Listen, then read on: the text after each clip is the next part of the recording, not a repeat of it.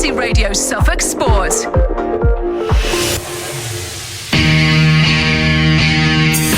I know that the club's goal and my goal is to be back in the Premier League. Quick throw from Walton out to the right hand side, inch perfect for Broadhead.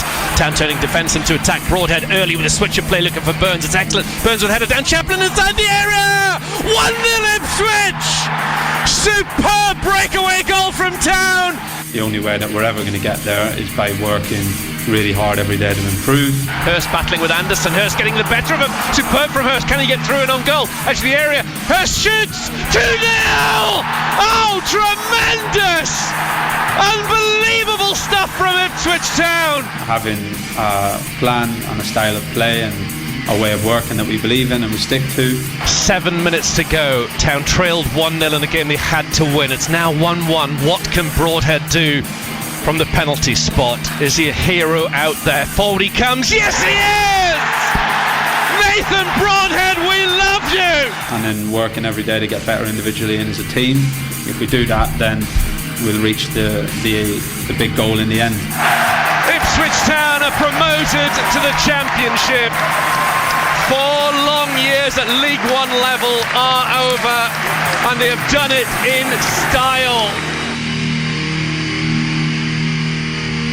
Welcome back to live coverage of Ipswich Town in the Championship. Match day 1 is at Sunderland. It's Graham Mack in the BBC Suffolk studio. Our commentator Brenna Woolley is at the Stadium of Light, where he'll be joined ahead of the 5 o'clock kick-off by former Town striker Alex Methy. The thoughts of Kieran McKenna, Tony Mowbray, Cameron Burgess and permanent summer signings George Hurst and Jack Taylor to come inside the next hour. But first, a look at today's Ipswich Town team sheet, Brenna. Halatki in goal for Ipswich Town, a back four of Danassian, Wolfenden, Burgess and Davis. Then you've got the 2 of Morsey, the captain, alongside Luongo. Then a 3 of Burns, Chaplin, Broadhead back at his former club, and of course George Hurst leading the line. 9 subs in the Championship this season. On the bench, Slicker, Lee, Ball, Evans, Taylor, Harness, Hutchinson, Jackson and Ladapo. So no debutants in that side, and actually 9 players who started on the final day of last season at Fleetwood. And Václav Hladký, who some might well have expected to see move on from Portman Road during the summer, starts in goal for Town's first match back in the second tier. And when manager Kieran McKenna spoke with us during the week, he backed the Czech to make the most of his opportunity in Christian Walton's absence. You know, any team would miss Christian's qualities that he brings. But Vaz has been terrific for us on and off the pitch in the 18 months I've been here. Of course, he played in my first game, showed his qualities, kept a clean sheet. I thought he was terrific in pretty much every game he played in last season, to be honest, both in the FA Cup. Carabao, he didn't have much to do, but also in the EFL as well, or in the Papa John's, sorry. I think he was terrific in every game he played, and he's got his own qualities and his own strengths that he brings to the team, and he showed them last season. He shows them every day in training, and he's an important member of the group. So that's football. You have injuries, you have setbacks over the course of the season, and that's why we have a squad, and that's why we have a goalkeeping department, so that others are ready to step in when the opportunities come. I mean, it's a step up in class this season. How confident are you in yourself and your players, given the work you've done in pre-season and the work that's come before, that you're ready for that next step? Yeah, I think we're as ready as we can be, really. Of course, we've got good stability and consistency from what we've done last year. We've had 6 good weeks now with the players. We've come through a good pre-season where we've put the right challenges, we think, in the right places, and we've got a lot of confidence in how we work every day. We know the challenges. I've spoken about it lots of the season, and we know it's a step up, and we know every game isn't going to go our way, but we have a lot of faith in how we work. We've got belief in where the players are at from a mental point of view, to go into the season and show their ability as players and show that they can make the step up, and that's what we all want to do. First game back at the level against a big opponent in a big stadium, and we're really excited to get going. Again, there's a lot of good fixtures across the weekend. There's a lot of good teams, but hopefully, and I do think this will be a really good game for both sets of supporters, and also hopefully for the neutral. We've just been speaking about this with both Cameron and George, but I guess Sunderland this weekend, it's a good marker, it's a good act to follow. They had a great first season back at this level. Yeah, there's of course some comparisons that you can make. Another big club that had a few seasons in League One and didn't find it simple, certainly to get the promotion, and Sunderland had to do it through the playoffs, but really kicked on really well last season, and both individually, some of the players took to the step up really well and performed really well in the Championship, and I think as a club they naturally stepped back into that division well. They recruited well as they went up. They added to the squad. They kept the model of how they were recruiting and how they were trying to build the squad, and I think they took to that step up well, and it's something that I think our players have looked at and have took some encouragement from. But at the end of the day, it's our focus has to be on ourselves. Every team, every club we face this weekend are going to have their own story and their own good players and good coaches, and of course an excellent manager this weekend to face in Tony Mowbray. But for us, we have to keep our focus on ourselves and where we're at as a team and how we can keep improving, and again, how we can just do everything we can each week to be as competitive as we can be in each match. Just on one of their players who might make a debut this weekend, Nathan Bishop in goal. Is he someone you knew from your time at Manchester United? Yeah, Nathan Bishop was was a goalkeeper there.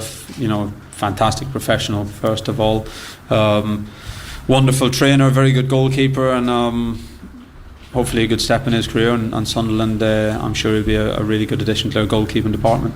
And they've added a midfielder by the name of Jay Bellingham, but hopefully not as good as his brother just yet. Yeah, look, from the outside, you can only, of course, you don't get the full story, but it looks like they've, trying to recruit from a younger model and, develop players and put young players into their team and develop them and grow the team in that way. And it's, they've done well with it so far, you'd have to say. And of course, I think it's always good when you can see from the outside that a club has our plan, whatever that plan might be, but has our plan and tries to stick to it. And of course, we have our plan, and other clubs have theirs, and Sunderland have their way they're trying to go about it. And good luck to them. Of course, they've added good players again this window, and they have a good squad and a very good manager. So I'm sure they'll look to have another positive season. But again, our focus is, very, very, very predominantly on ourselves and how we go and approach the game and how we go and perform as well as we can. There we go, Kieran McKenna, his first pre-match press conference as a Championship manager ahead of this afternoon's season opener on BBC Radio. Suffolk Town are away at Sunderland, kick-off at 5. We're going to hear from Tony Mowbray, McKenna's opposite number today in a few minutes. George Hurst also on the way ahead of kick-off, and summer edition Jack Taylor, who's on the bench for Town this afternoon. Just a recap on the lineup Brenner gave us at the top of the hour. Václav Hladký in goal, Danasian, Wolfenden, Burgess and Davis, Wes Burns, Sam Morsey, Massimo Luongo, that front three of Connor Chaplin, Nathan Broadhead and George Hurst. So very familiar team.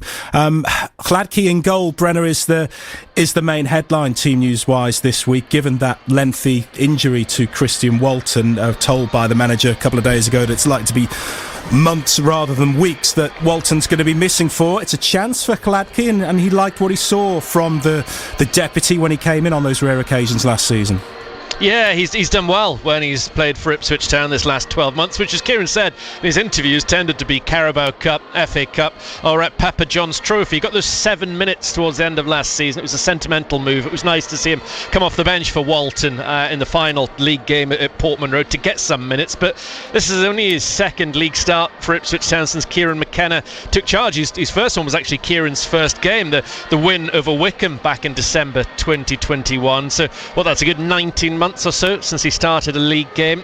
Clearly it is a blow to Ipswich Town, simply because I think Christian Walton was the best goalkeeper in League One last season. He was Town's out and out number one, but Hladký is still a more than able deputy and an experienced player. Funnily enough, he's the only player in this Ipswich Town 11 this afternoon, for its worth, that's never played Championship football. They've all got experience in some way, shape or form, the outfield 10, but it's a chance for him, and he's clearly going to get games. I do also wonder whether, with all due respect to Kieran Slicker and Nick Hayes, whether Kieran might, if he can, bring in a lone player as cover, potentially another goalkeeper. It's not beyond the realms with Christian missing for so long, because an injury or a suspension to Hladký and then as I say, with all due respect to Slicker, who's come in from Man City and played some under-21 football for Scotland, and clearly a player with hopefully a very bright future.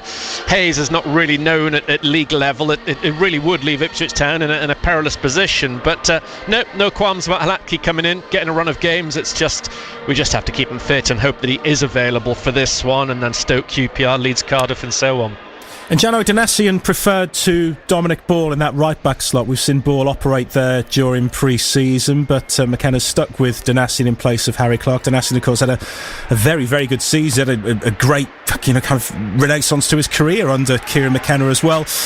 His first experience of the Championship at Ipswich Town wasn't good, but he's got better and better in a Town shirt, and hopefully he can have a good match this afternoon.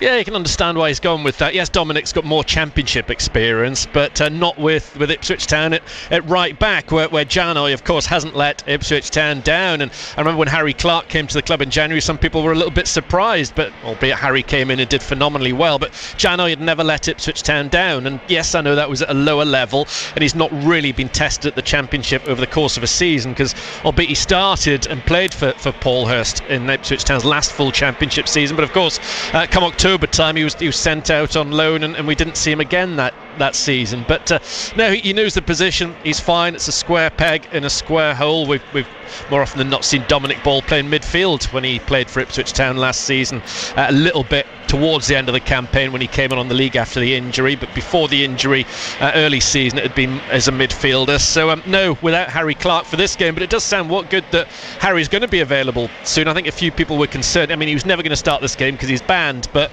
he's had that Achilles problem over the summer, which has dogged him, and I think a few people were worried that injury might be worse than it turns out to be. So Harry might get some minutes against Bristol Rovers on Wednesday night, could be involved against his former club Stoke next Saturday. But for this one, Janoy made absolute sense, and it's great to see Luongo and Broadhead in the side as well. They haven't played for the last couple of weeks. There's been question marks over their fitness, and you've had two good players, and probably Taylor, with all due respect to Lee Evans, and Hutchinson would have probably taken their places this afternoon, but it's just great that those two have been available, because Luongo and Broadhead played such a massive part in getting Ipswich Town over the line at the back end of last season. Absolutely, I was going to say that. I mean, the rest of the team after Pladke and Danassian, it did. Once we knew Luongo and Broadhead were going to be fit for this one, it did kind of pick itself, really, didn't it? Given what they kind of achieved, what that front six achieved last season towards the end of the campaign, just blowing teams away. It would have looked a bit odd breaking that up, really. Yeah, he's shown great loyalty to that side. I did wonder if Taylor might come in for his debut, but Luongo was absolutely terrific. And yeah, you look at those, Luongo, Burns, Chaplin, Broadhead, Hurst, all played at Fleetwood. Morsey would have done had he not had that injury on the final game of the season. So it would have been exactly the same front six, if you like, had Sam been available for that trip to the northwest. No, all played a big role in it. It's good that Town have got Hutchinson in to see what he's like. He'll offer something else as part of that attacking quartet. Might put pressure on Burns as the season progresses. He can also play the Broadhead side, and like I say, if Nathan hadn't been available to come back to his former club this afternoon, I think Hutchinson would have got the nod. So again, you're looking at this squad, and even with the nine subs, should I say, there's still no place for Edmondson, Aluko, Edwards and Humphreys, as well as new arrivals over the course of the next few weeks. Ipswich Town, in terms of their squad and players coming back from injury, the Walton blow aside, that looks a lot more positive than it did a few days ago when people were wondering, when's Luongo going to be back, when's Broadhead going to be back. Clark sounds like it could be a lengthy one. So Ipswich Town are in a decent position. They've had a decent pre-season, 5 wins and 3 draws from their 10 warm-up games. It was lovely to see them beating Leipzig, drawing with Bremen, getting a little bit of silverware in the cabinet for what it's worth. They've had goals from Ladapo. Hurst's hit the ground running since signing on a permanent deal in terms of goals recently. Chaplin's chipped in, so they're in as healthy a position as they possibly could be heading into this season at a higher level. We'll look at the Sunderland side in a couple of minutes' time. Your thoughts ahead of kick-off, most welcome as well. Do you make of Town's line-up this afternoon, and your thoughts going into the the new season. Had an interesting text that's come in from Dan, which I'll put to Brenna shortly. As Kieran McKenna mentioned, his opposite number today in the Sunderland dugout, it's a very familiar name to Ipswich Town supporters, club legend in the eyes of many. Tony Mowbray's final game as a player was the Championship playoff final in 2000, which Town won, of course, to secure promotion back to the Premier League. His managerial career began with a brief stint in caretaker charge at Portman Road in 2002. There have been promotions since, as a boss with both West Brom and Blackburn. Last year, he took Sunderland to the playoffs. He'd love to do the same again this season, or even better, and he believes Ipswich have a chance of being in the mix as well. We faced a team who were in League One last year, but I do feel a good team in League One, a team who went a lot of games unbeaten and won a lot of football matches late on, and the pre-season's been pretty decent as well. So they beat Preston at Preston the other week. Played some top teams in Germany and done really, really well. So we know it's going to be a tough match against Ipswich, but one that we should really look forward to. It'll be a great atmosphere. For me personally, Ipswich is a club I know really, really well, and I wish them well after this game, and hopefully we can find a way to get the 3 points. Second season, you're looking to push on. There was, one thing evident last season: there was no fear in this team of anybody, the opposition that you played. A couple of areas, though, would you be looking to improve on? One was winning home games, and the other was that you never once put a 3-game, 4-game winning streak together. Do you think that's something you've got to try and do at this level? With total respect to the question, we try and win every game. We want a 10-game winning streak if we can do it. It's and yet you come up against Southampton away, or Leicester at home, and they're flying. They've just won 8 on the bounce, and they're really difficult. It's not as if we aren't Man City, we aren't Liverpool, who can not disrespect the opposition, but they can turn up at most grounds expecting to win football matches. I don't think we've got the players or the kudos or to think we can go to any of these championship teams and expect to win. I think that would be the wrong attitude to take, and yet as a coach you try and get that subliminal message into their mind that we expect to win today, gentlemen. We're playing this team and we know man for man we're better, and we have to now show it and prove it and get on top of them early on and win your individual battles and let the football take over. So I don't sit here thinking, oh, come on, let's win 4 or 5 or 6 games on the bounce this season. We want to win every game, and yet reality is that we won't.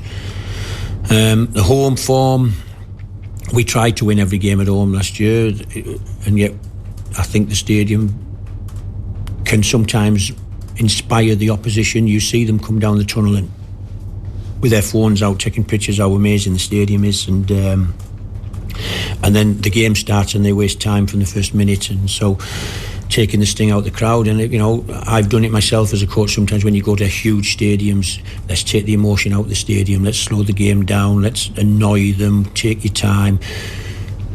And teams do that. I can see it actively happening. Obviously what's going to happen this year is that there are going to be huge times on the clock at half time and full time for time wasting, and it's going to be really interesting to see, because the fourth official at Hartlepool told me that normally if this had been the weekend it would be 12 minutes at half time. They would have put 12 minutes on the half-time scoreboard for injury time. So it's going to be interesting when the games start to see what the numbers are that are going up at half-time and full-time for extra game time. So that'll be interesting for us. I just want the team, as I've always said, you have to be fully committed. You've got a fan base who expect their team to fight for every ball and compete all over the pitch for 90 minutes.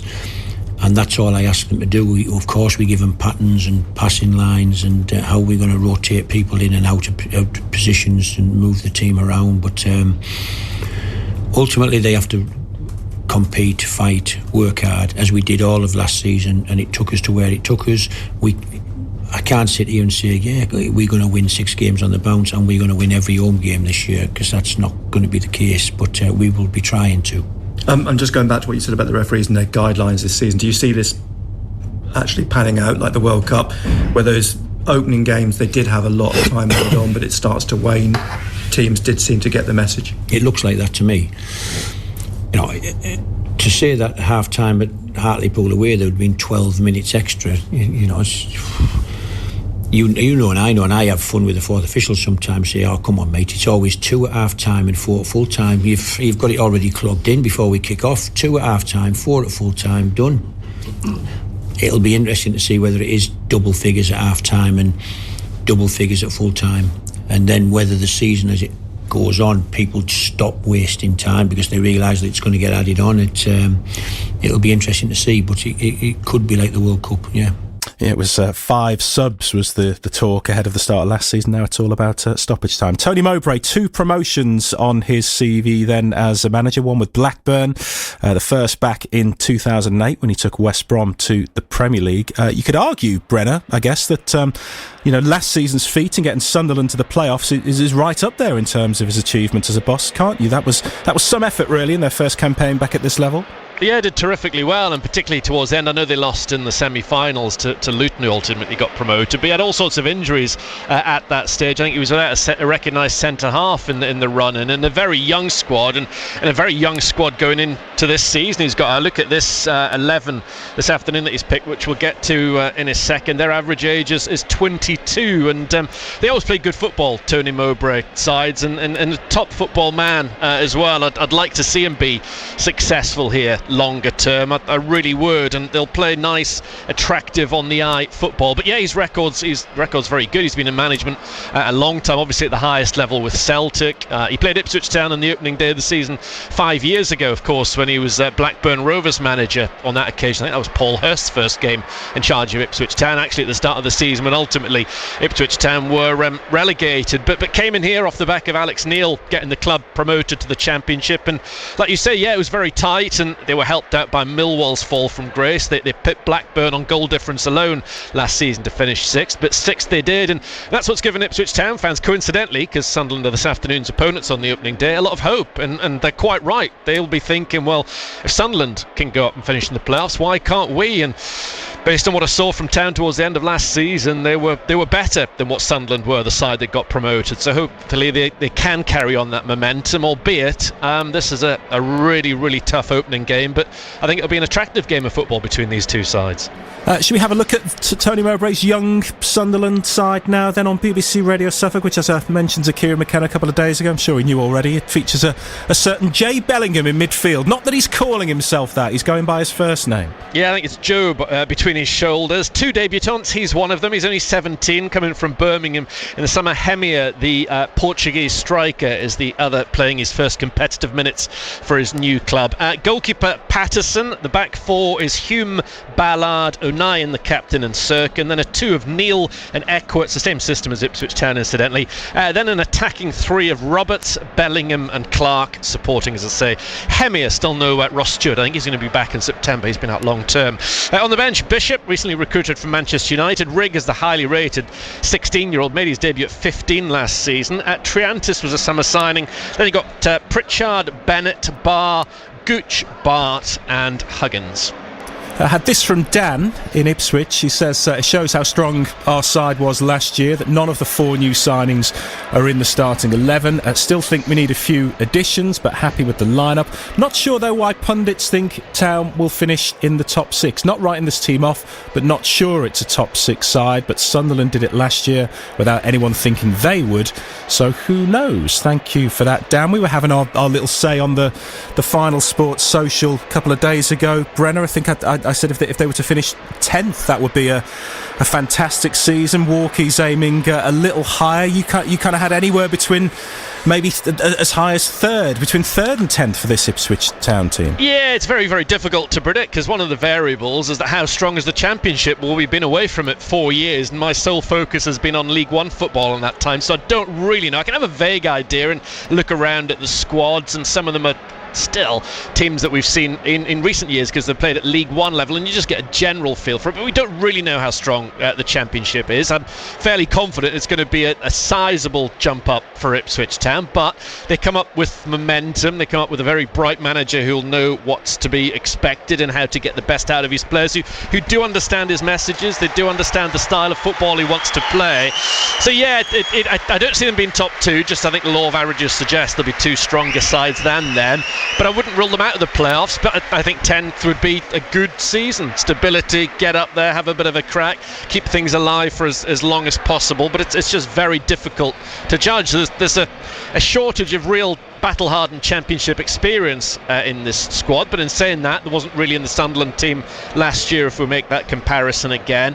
And I do think they need to bring players in. I still think they're a centre-half short going forward, relatively inexperienced at the back, certainly at this level. If you look across the back line of Danassian, Wolfenden, Burgess and Davis, I don't think there's 50 championship appearances there across the four, and obviously with a goalkeeper in Halatki behind them who's never played at this level, at the moment that looks like it could be a little bit of a weakness. And I think for this system, you've only really got two number 9s. You've got Hurst and Ladapo, and with 9 subs available, I think it would be a surprise if, I think he must be in the market for one now, Kieran McKenna, whether it's a loan player from the Premier League or he's shopping elsewhere. I think he'd like to bring in another number 9. So at least Ipswich Town do have the finances to hopefully pull off that kind of deal, which hasn't always been the case at the club. So I think they will be looking to strengthen over the next few weeks.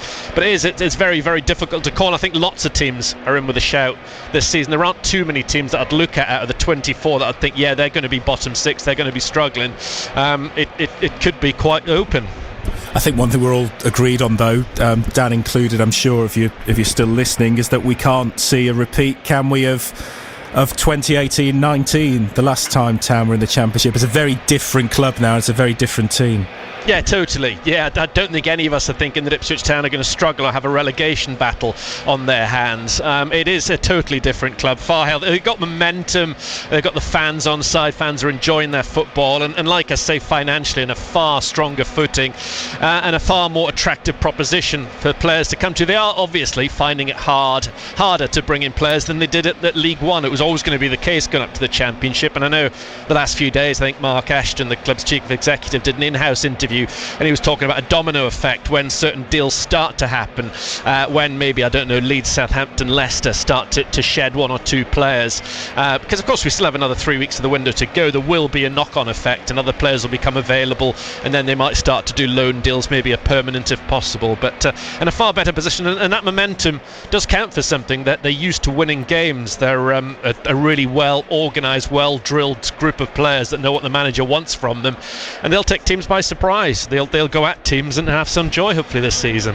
Just over half an hour till kick-off then. It's match day 1 of the new Championship season on BBC Radio Suffolk. Ipswich Town away at Sunderland. Back with Brenner in just under half an hour ahead of kick-off. Alex Matthew alongside him this afternoon. If you'd like to have your say like Dan ahead of kick-off or at any point during match day, you're most welcome. The text number is 81333. On WhatsApp it's 08000 321 333. Start your messages with SFK. Me and Alex taking your calls at full time on 0800 141 2121 if you'd like to book your place on the phone in. Let's hear from a Town player then who took a bit of time to find his first league goal in Ipswich colours when he joined the Blues on loan in January, but once he got going there was simply no stopping George Hurst. Better to the left-hand side, gives it away to Burns. That was terrible from the Manchester City player. Here comes Burns leading the charge for Ipswich Town on the counter. Who's up there with him? He looks into the centre to Hurst. Hurst volleys it! Yes! Oh, what a goal! A beautiful finish from George Hurst. Chaplin to Burns. Burns down the right-hand side of the box. In comes his cross towards Hurst! And he heads it into the back of the net. 2 goals in 2 games for George Hurst. That's a big, big moment for him. His first in front of a jubilant crowd at Portman Road. Burns gets there ahead of Cashin. He's got the pace. Burns has got away from Cashin. He's inside the area. Chance for 2-0. Saved by the goalkeeper. Comes back towards Hurst inside the box. Hurst makes it 2-0. Terrific from Ipswich Town. And it comes from Davis. Looks good. It looks very good. It's Hurst. Hurst battling with Anderson. Hurst getting the better of him. Superb from Hurst. Can he get through and on goal? Edge of the area. Hurst shoots. 2-0. Oh, tremendous. Luongo, lovely ball down the left-hand side to Broadhead. Broadhead has open grass. He gets into the box. Town looking for a third goal. And it's there. Oh, today just gets better and better and better.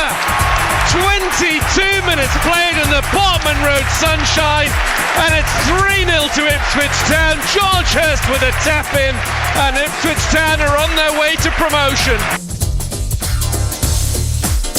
Yes, 6 goals from 14 league starts for Ipswich Town during George Hurst's loan spell at Portman Road. A few weeks ago, he signed on the dotted line again, this time agreeing to a permanent move from Leicester. And the next target for him is to finally get off the mark in the Championship, and you'd imagine that'll happen sooner rather than later. Hurst's been telling me about joining his teammates for the second half of pre-season and finding the net right away with that lovely finish at Preston. Yeah, that's why I'm here. It's good to be back, and sort of felt quite easy to settle back in, having been here for the last few months and had such a successful time, really. So for me, it was just about getting back out there, just sort of playing catch up with the lads a little bit on the fitness front, and being injured throughout the summer, it was sort of just playing, like I said, playing a little bit catch up, but feeling in a good place. And yeah, it was nice, obviously, to get that goal and sort of get the season going, really. And a winning goal against Leipzig as well. Yeah, no, it's again, I'll probably end up repeating myself a little bit, really. It's goals are sort of what I'm here for, and whether that's in a pre-season game or whether that's in the first league game of the season, it's, for me, goals are goals, and when a ball hits the back of the net, there's no better feeling. So to sort of get used to that feeling during pre-season, so hopefully go into the season hitting the ground running is it's a good thing for me. It was a pre-season game, but a trophy's a trophy. It's nice to have a little bit of silverware, isn't it? Yeah, too right. It's like you say, people will have the skeptics out there will say it was only pre-season and all that sort of stuff, but it's always nice to get that taste of winning, and it's all right winning and losing games during pre-season, but ultimately if you can go through winning every game and then you sort of get to the start of the season and you've got that winning feeling around the place, you've got that winning mentality going, and it without a doubt, it definitely helps. And off the back of that, how prepped are you guys feeling then going into game one, ahead of a new season? Yeah, I think that the boys are just buzzing, to be honest. It's obviously when the second you come back in for pre-season, it's the date you look for that first game. When is it, who's it against, and for us to go up to Sunderland against, play a really good game on Sunday and against a really good team. So the boys are looking sharp, looking ready, and I know just being in the change room, everyone's sort of raring to go. And personally, do you feel more ready for the Championship this time around than at any other point in your career? Yeah, without a doubt. I think for me, it's, I've always been one who sort of struggled to settle in places a little bit for one reason or another, and coming back here permanently this time, I sort of feel like there isn't that settling in period. I've already got that out of the way, and it's like I was speaking to a few of the boys when I first signed. It was as though I was just had a couple of weeks longer off in the summer than the rest of the lads, but I was always coming back, and that's how it feels for me. So I'm just really happy to be here and hopefully get off to a good start. That first Championship goal's imminent, isn't it, from you? Yeah, I think so. I think it's waited long enough. So I sort of owe it to a few people now to go and put it in the back of the net. But like I say, as long as I'm playing well, and I'm sure I've said it in other interviews, it's, for me, the gaffer spoke at length to me about, sort of don't worry about the goals too much. As long as I'm doing my job for the team, my touch is right, I'm keeping hold of the ball, I'm pressing right, and going and winning the ball back. It's ultimately the chances will come. We create chances no matter who we play against. So for us, it's just, and for me personally, it's about just doing the little bits right, and hopefully that results in goals. You mentioned the manager there as well, but it was a relatively short stint for you last season, but obviously a very, very successful one for you and for the team. How much development have you done so far under Kieran McKenna, and how much more do you think there is to come? Is it a case of the sky's the limit? Yeah, I think so. I think I've had that conversation with the boss since I came back, and that's he expressed that's one of the reasons why he wants to bring me back. It sort of feels like a good match, and I can only speak about how much I've improved playing under him and the rest of the staff in the last sort of few months I was here at the end of last season. And for me, if I can sort of continue that growth and continue to improve as a player at that same rate, then there's no reason, I don't sort of put a limit on myself as, this is how good I want to be, or this is how good I think I can get to. It's sort of just, we'll get there when we get there. And the gaffer's really open and honest about it, and his training sessions sort of suit me and are helping me improve as a player. So for me, that was another massive reason why I wanted to come back down here, was to play under Kieran again. It's a massive division as well, isn't it? Some huge clubs, including your former one in Leicester. Really, really hard to say who's going to be in the mix, but you look at Sunderland, your opponents this weekend. I guess they're an example to follow, aren't they, having reached the playoffs in their first season back? Yeah, it's possible. It's not something that's completely out of reach, and it's completely silly to think about. If we come up here and we can without a doubt set our mark on the division, and I think we showed last season we can compete against your Burnleys and good teams. So for us, it's about just making sure we do every little bit of our process right, and ultimately that will lead us where it leads us. But I think the boys are in good spirits and we're in a good place to go and have a pretty good season. Gets the nod in that number 9 role for Ipswich Town ahead of today's season opener at Sunderland. That was striker George Hurst chatting to me during the week for BBC Radio Suffolk. We'll hear from Town midfielder and summer signing Jack Taylor shortly. Well, Town at Sunderland's one of 3 fixtures in the Championship today. In the midday kick-off, Leicester came from behind to beat Coventry 2-1 at the King Power Stadium. Midfielder Kiernan Dewsbury Hall with 2 late goals for the home side. Leeds v Cardiff kicked off at 2:30 and has just finished. Cardiff 2-0 up at half-time, but Daniel Farke's side hit back. They've rescued a point with an equaliser in the 95th minute at Elland Road. Leeds 2, Cardiff 2, the full-time score in that one. Quick look back at yesterday's action now. What a start for Plymouth Argyle in their first match back at this level since pipping Ipswich to the League One title. Stephen Schumacher's side beat Huddersfield 3-1 at Home Park, with Morgan Whittaker and Barley Mumba both on the score sheet in their first competitive fixture since joining Argyle on permanent deals. Really enjoyed the game. I thought it was 2 teams who went at it right from the very start. It was hard fought, intense, and I think that's what we're going to grow to expect from all of these games. There was didn't feel like there was any time in the middle of the pitch. There was always someone right up against our players, and yeah, just really pleased to come out of it with the 3 points. I thought we played well, we competed, and we showed bits of quality when we needed to, and we did enough to win the game. Plymouth off to a winning start then, with Watford the early pace setters on goal difference after beating QPR 4-0. Stoke, who come to Portman Road next Saturday, were 4-1 winners at home to Rotherham. Alex Neil pleased with what he saw from his players. Yeah, I think we wanted to obviously start well due to the fact that there's been a lot of optimism, there's been a lot of talk, and literally the talk today was always going to stop and the action began. So to do it in the manner which we did, I thought the first goal was excellent. I thought that set the tone.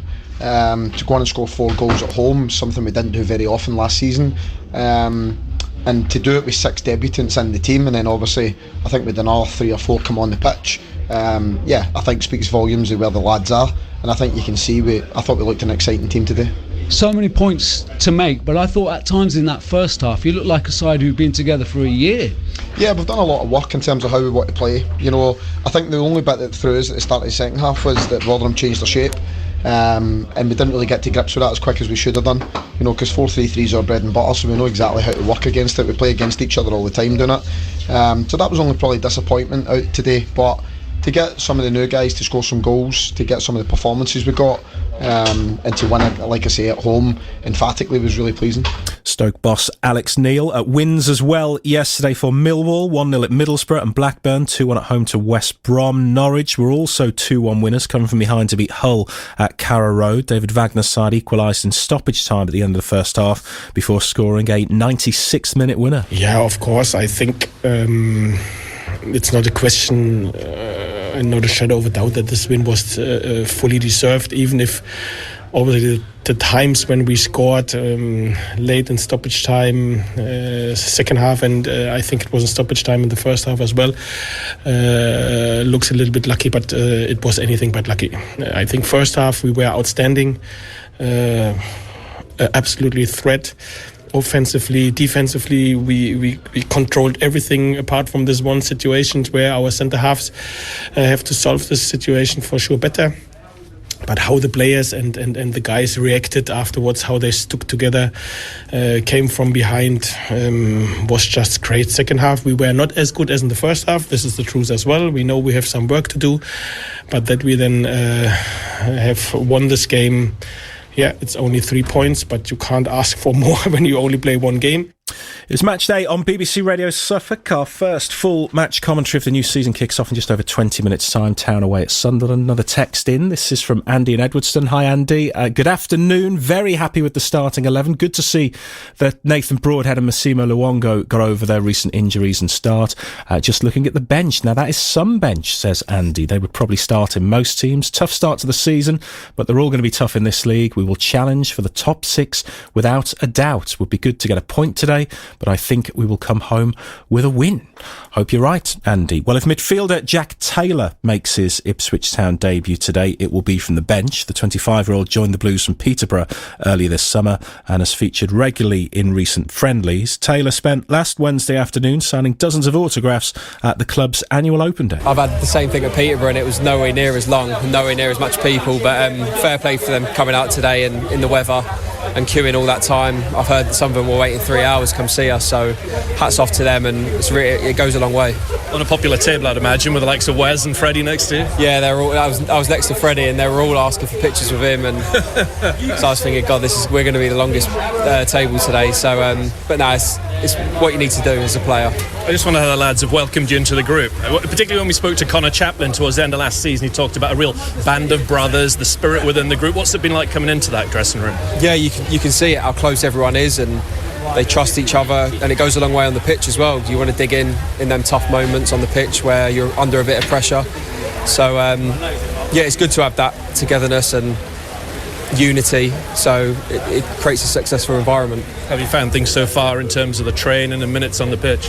Yeah, it's been tough. Obviously, at the end of the day, it's pre-season. You can't show exactly what you can do until the league games start to come, so I'm really looking forward to showing everyone what I can do.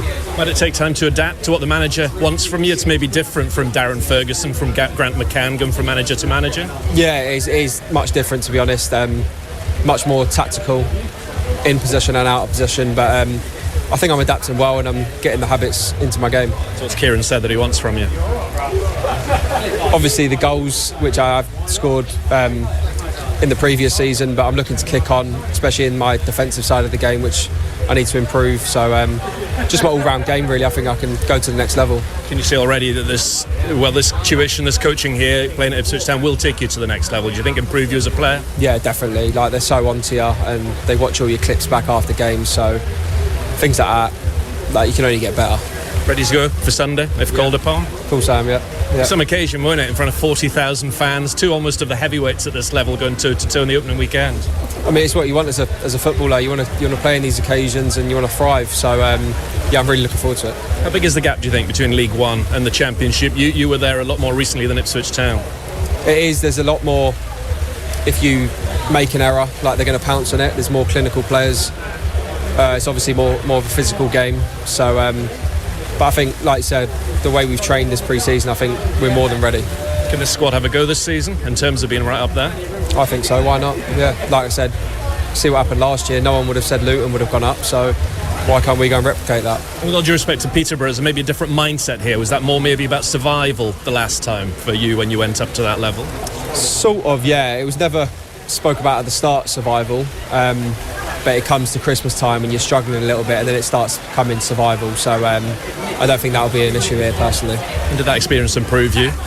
Definitely, yeah. Obviously I wasn't happy with the year that I had. I was injured through hamstrings and things like that, so staying injury free is a massive boost for me last season, so I'm looking to do the same this year. You mentioned goals earlier on, that they can make a real difference if a team can get goals from midfield, can't they? Yeah, of course, yeah. I've always tried to implement that in my game, and it got me the move to League One, and then I tried to kick on even more, but I'm looking to score even more and assist more and just create chances for the team. How excited are you about the prospect of where this club could take you in your career, both at this level and also maybe internationally as well, perhaps? Yeah, like you said, internationally, like, I think this will be the next step that will push me into the 11 for Ireland, which I've been trying so hard to get into for so long. And like my career, I think it was the perfect way, like, to project my career in how I play and coming in suiting the style of play that the manager wants. I think my game can only get better. Is it always going to be Ireland for you? I'm guessing you had the option of England. Yeah, it's always, since I was younger, I got contacted with Ireland, and I like to represent my mum's side of the family, so that's why. Any significance to number 14, or was that just the first one available when you looked down the list? Yeah. It was straightforward, that, no superstition. It was that or 28, my first ever squad number for Barnet years ago, but I don't mind 14. How important's a good start, do you think? Not necessarily to win on Sunday, but over the course of the first couple of months or so. Obviously, you want to pick up the wins nice and early, but it's not the be and end all. Like, teams are still figuring out, like, style of plays, new players and things like that. So, but it's obviously important to start hitting the gate, like, because there's no rest. It's relentless. like Leicester's, Southampton's. Like, you just got to Tuesday, Saturday, just focus on the games and try and pick up as many points as you can. It does look a phenomenally tough division this season, doesn't it? Yeah, it does. Yeah, but I'm pretty sure teams will fear us as well. But yeah, like you said, it's going to be tough this year, but I think we're ready. And I guess it's a squad game as well. You maybe have to be ready to not play every single game, which I guess you've done the last couple of seasons. Yeah, so I've not been used to sitting out, to be honest, but I'm just going to keep training and every time I step on the pitch, give it my all, and then hopefully he can't drop me. On the bench for Ipswich Town this afternoon, summer signing Jack Taylor with Brenna Woolley. Just away from our main feature, briefly now on BBC Radio Suffolk, the Charity Shield kicked off at 4 o'clock, 43 minutes played and still goalless at Wembley between Arsenal and Manchester City. Burns! And he finishes into the corner of the net. Burns crosses in towards the far post and Thompson heads into a dangerous area and Morsey volleys in! Burns into the box, a chance for another goal. Oh, and Lee Evans has got a hat-trick! Chaplin! It's in the net, it's Connor Chaplin. Jackson one-on-one with the backline of Burton. He shoots left-footed and scores a cracking goal! Aluko crosses early, heading it away low down as far as El Mazzuni. Oh, that is brilliant! And off he goes to celebrate with the travelling fans, all 400 going nuts. What a moment of quality. Harper forward towards Selina. Can he get there? He's run Stockdale! Selina's going to run it into an empty net from the halfway line. It's 4-1 Ipswich Town.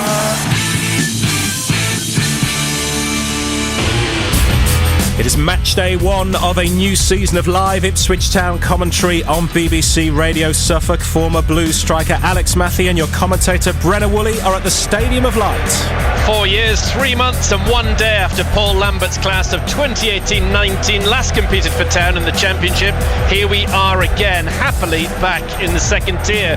This is the payoff for those disappointing trips to Accrington, Rochdale, Cheltenham and Morecambe, those group stage exits from the Papa John's Trophy and FA Cup runs that ended before the Christmas decorations went up, all firmly behind us now. So what lies ahead for Championship debutant Kieran McKenna and his squad, which ended last season on a sensational run of form. Remember, they come here unbeaten in 19 league games, with their last league defeat by more than a single goal in January of last year. But it's clearly going to be a lot tougher for them this time around, but who's to say they won't be top 6 challengers? The bookies certainly think they can be, as well as a fair number of their fans, many of whom have made the long trip north for this mouth-watering opener. Starved of joy for so long, I get the feeling the Blue Army has now got a taste for it. Alex, immediately we've got a game that has the Championship at least written all over it, haven't we? What an occasion this is. It's fantastic, isn't it? Great, it's like back in the big time, isn't it? Full stadium with red and white, a little blue up in the corner. But yeah, this is what we've all been wanting for a number of seasons, and let's hope we do ourselves justice today, and I'm sure we will. The Guard of Honour with the huge red and white checkered flags down below us, ready to greet the two sides coming out of the tunnel down below us. The lenses of the photographers all targeting Tony Mowbray, Kieran McKenna and their 22 starting players. Well, talking of the 22 starting players, no debutants in the Ipswich Town team. I guess the headline news was confirmed pretty much on Friday that Václav Hladký will make his first league start for Ipswich Town since Kieran McKenna's first game in charge back in December 2021. Christian Walton missing for some time with a foot problem. So Hladký in goal. The back four is Danassian, Wolfenden, Burgess and Davis. Then you got the two of Morsey, the captain, alongside Luongo. Then it's Burns, Chaplin, Broadhead back at his former club, with George Hurst, now a permanent Ipswich Town player, having signed a long-term deal in the summer, leading the line. 9 subs available in the Championship this season. Still only 5 can enter the state of play during the game. Slicker is the sub-keeper, brought in from Manchester City over the summer. He's a Scotland under-21 international, now second choice with no Walton. Lee, Ball, Evans, Taylor, Harness, Hutchinson hoping to make his debut like Jack Taylor, Jackson and Ladapo. I saw that George Edmondson and Shoni Aluko were here as well, just doing some sprinting sessions up and down the pitch in the last 10 minutes or so, those two. And the subs all likely to feature against Bristol Rovers in the Carabao Cup on Wednesday night, one would have thought. A couple of debutants in Tony Mowbray's Sunderland side. Sunderland finished 6th last season, getting the better of Blackburn on goal difference. They were knocked out of the Championship playoff semi-finals by ultimately Premier League bound Luton. Their debutants are Job Bellingham and Hemir.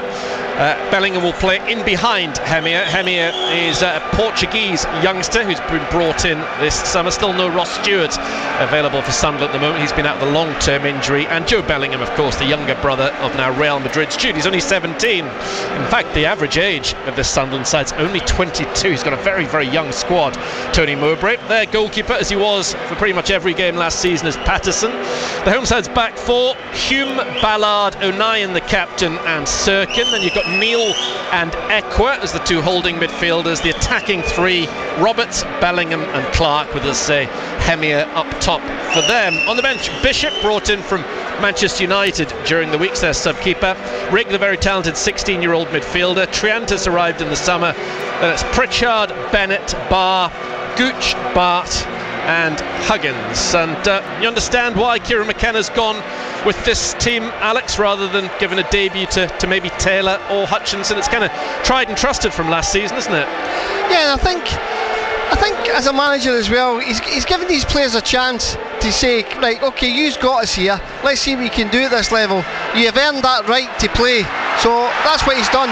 He's went and said, right, I'm going to let you play. He says, let's see what you can do, and then we'll see what happens over the coming weeks. Here come the two teams out of the tunnel down below us, getting a rapturous ovation from all four sides of the Stadium of Light. More than 40,000 spectators in this ground, by far the biggest ground at this level. Ipswich Town making their return to Championship football, a real bastion of the EFL. Town won 1-0 here on the opening day 22 years ago when it was a Premier League fixture. Let's see what they can do this afternoon, and it's the Championship. How much are Town going to miss Christian Walton over the course of the next few months, by the sounds of things? I think he'll be a massive miss, but they've got to deal with it. They've got to bring Haladki in, who's an able deputy. He's done well between the sticks in the cup matches last season. So yeah, it's up to him to steal that, keep a hold of that number one slot. I can hardly hear myself thinking with the noise, Brenner. It's a big opportunity for him, and let's hope he can take it. What about Town's chances this season? The question that everybody's asking everyone. I think personally, I think they'll do okay, but what's going to be the big difference for them this season, they can't squander chances in front of goal. They've got to be more clinical in front of goal. They'll not get 4 or 5 good chances that they got last season to win games. They'll get the one, and they've got to make sure they start taking them. And that's the difference as you go higher up the leagues, being clinical in front of goal. And that's what they've got to do at this level. So that'll be a big decider fact for me as the games go on. Do you think they still need to bring players in, and in what kind of areas over the next 3 weeks or so? I think they're a bit short up front, Brenner. We were talking about it earlier. I think they could do with bringing another experienced striker in. I think they could probably do with, I think defensively we're okay, and maybe another midfielder, and they might even need to look at another goalkeeper if Christian Walton's not going out. And that's no disrespect to Haladki, but if Haladki gets injured, we're chucking in a young lad that's slicker to come in. So they might need to look at an experienced goalkeeper as well for the next 3 months. Yeah, I would agree on that as well. How good is it that Nathan Broadhead, and I guess Luongo is available, Massimo Luongo, to play in this game? There have been doubts they didn't travel to the Innsbruck Cup, 8-9 days ago? Well, there's no two ways about it. I mean, Luongo and Broadhead, since they arrived in January, they've been absolutely superb for the club. Luongo in that midfield has just came in and took over in there. Evans on the bench today. You know what I mean? We never missed Evans, and that's because Luongo's done so well. And again, Broadhead was just a revelation when he came in, and hopefully he comes in again and pops up and scores us a few more goals. Ipswich Town in their new blue shirts, white shorts and blue socks, just going into the huddle off to our right hand side. Václav Haladki in his green kit, the only player in this Ipswich Town 11 who's never appeared in a Championship game. Haladki Not a great deal of championship experience in Ipswich Town's backline in particular, though, it has to be said. Danassian, Wolfenden's only Wolfenden's 4th appearance at this level. Burgess played against Ipswich Town for Fulham as an 18-year-old midfielder on the opening day 9 years or so ago, but since then he's not been at that level. Leif Davis had 2 or 3 appearances for Leeds at this level, then played fairly regularly for Bournemouth a couple of years ago. And of course the others, the likes of Morsey and Chaplin, have played plenty at this level, so too Ball and Aluko, but a bit extra championship now, some experience might be something that I guess maybe Kieran McKenna is looking to bring in over the course of the next few weeks of the transfer window. Sunderland, goes without saying, are in their red and white striped shirts with black shorts and red socks. Defending the end off to our left as the 2023-24 season gets underway. Ipswich Town are back in the championship and kicking off, going off to the left hand side immediately. Davis gets a ball into the box, doesn't quite reach Broadhead. Sunderland clear their lines, not very far, then it's touched down the line. Sunderland glide up to the halfway line. It's Roberts, the talented Welsh international, number 10 on his back, up against Morsey. Morsey takes the ball off him and it just bobbles up off the shin pad of the Egyptian and out of play for a throw to Sunderland. I think we're expecting a good game of football here this afternoon. A few people seem to be going for a relatively high scoring draw. 2-2 seems to be a popular prediction, as the man in all yellow, Patterson, came through the academy. The goalkeeper gets the ball a few yards outside his D off to our left. Sunderland spread it across their back 4. Both teams playing the same 4-2-3-1 system we're expecting. Here's Ekwa, the 21-year-old Frenchman in midfield, hanging a ball out to Roberts. Roberts heads it forward, brought down by Hume, who'd just gone on an overlap, the Northern Irishman. Now into Ekwa once again. Underneath us is Hume, who was linked to Ipswich Town, former Linfield player. Good play from Sunderland in midfield. Here's Dan Neal, another academy player. Sirkin, formerly of Tottenham, out to the left-hand side. Sunderland inside the Ipswich Town half with lots of the ball, then they give it away. Chaplin finds Wolfenden. Halatki gets a touch inside the first 90 seconds. Gives it away, poor from Halatki. Just wide left outside the Ipswich Town area. Town trying to be a bit too clever and over elaborate at the back. Then Danassian piles into the back of his man, and Sunderland have won a free kick in a promising crossing position. That was a bit nervy from Ipswich. Yeah, he looked quite confident on the ball there, Aladke, but his pass, he never executed it well. That'll not do his confidence much good. Yeah, it certainly won't. Free kick to Sunderland, maybe 8 yards in from that corner flag, over on the right far corner of the Stadium of Light. 2 minutes on the clock. Town have got all 10 blue shirts back in Halatki's penalty area off to our right hand side. It's 0-0, but this is a chance for Sunderland to strike an early blow. Hemier, the big number 9, is up there, bizarrely being marked by Wes Burns at the moment, which is a bit of a concern. Sunderland also have O'Nien in there. In comes the free kick for Sunderland, headed away by Morsey off the 6-yard area to midway inside the Sunderland half. Now the ball's inside the centre circle, so the Black Cats will have to rebuild. Here is Joe Bellingham to the right hand side. Hume tries to play the 1-2 with Bellingham. It's walloped away though by the left boot of Burgess. Here is Hurst on a battle with Ekwa. Hurst goes down, gets no change from the referee, who's Sam Barrett. Incidentally, refereed the first game of last season when Town drew with Bolton at Portman Road, and also Kieran McKenna's first game in charge against Wickham. Now it's Ipswich Town's first game back in the Championship after a 4-year absence. Here's O'Nien, who scored against Town in the past. Ball down the left hand side to Sirkin. Halatki's come way out of his area, has to use his foot and plays it out away from Danassian on the far side. A little bit of a wobbly start for the Czech goalkeeper. Well, there's nothing else he could do there. I thought Danassian could have helped him out a little bit better. They never really gave him an angle. He couldn't do nothing else. Here's O'Nien to the left hand side. Sirkin overlapping is Bellingham. Morsey's gone with him. Bellingham is in a tangle with Morsey. He's gone down lightly. The referee says no free kick.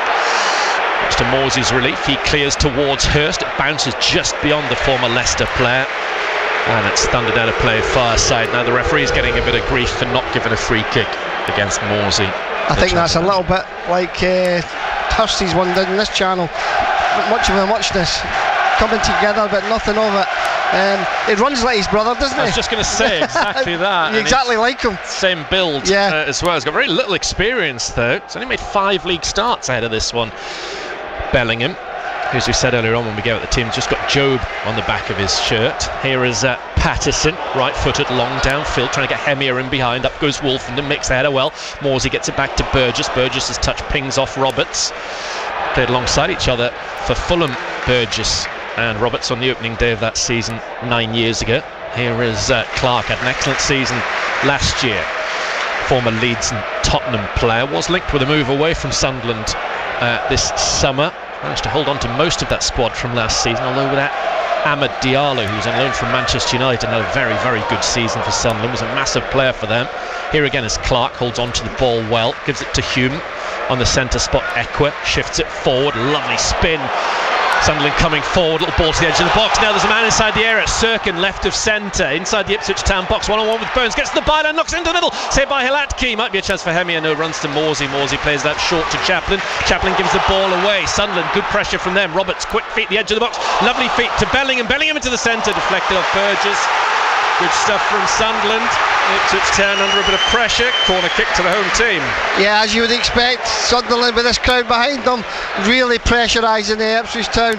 Good defending, good from Hilatki there though. Good shot stop. But it's all Sunderland just now, Brenner. Kieran McKenna watches on. He'll be fascinated to see how his team deals with this kind of pressure. They're under the cosh at the moment.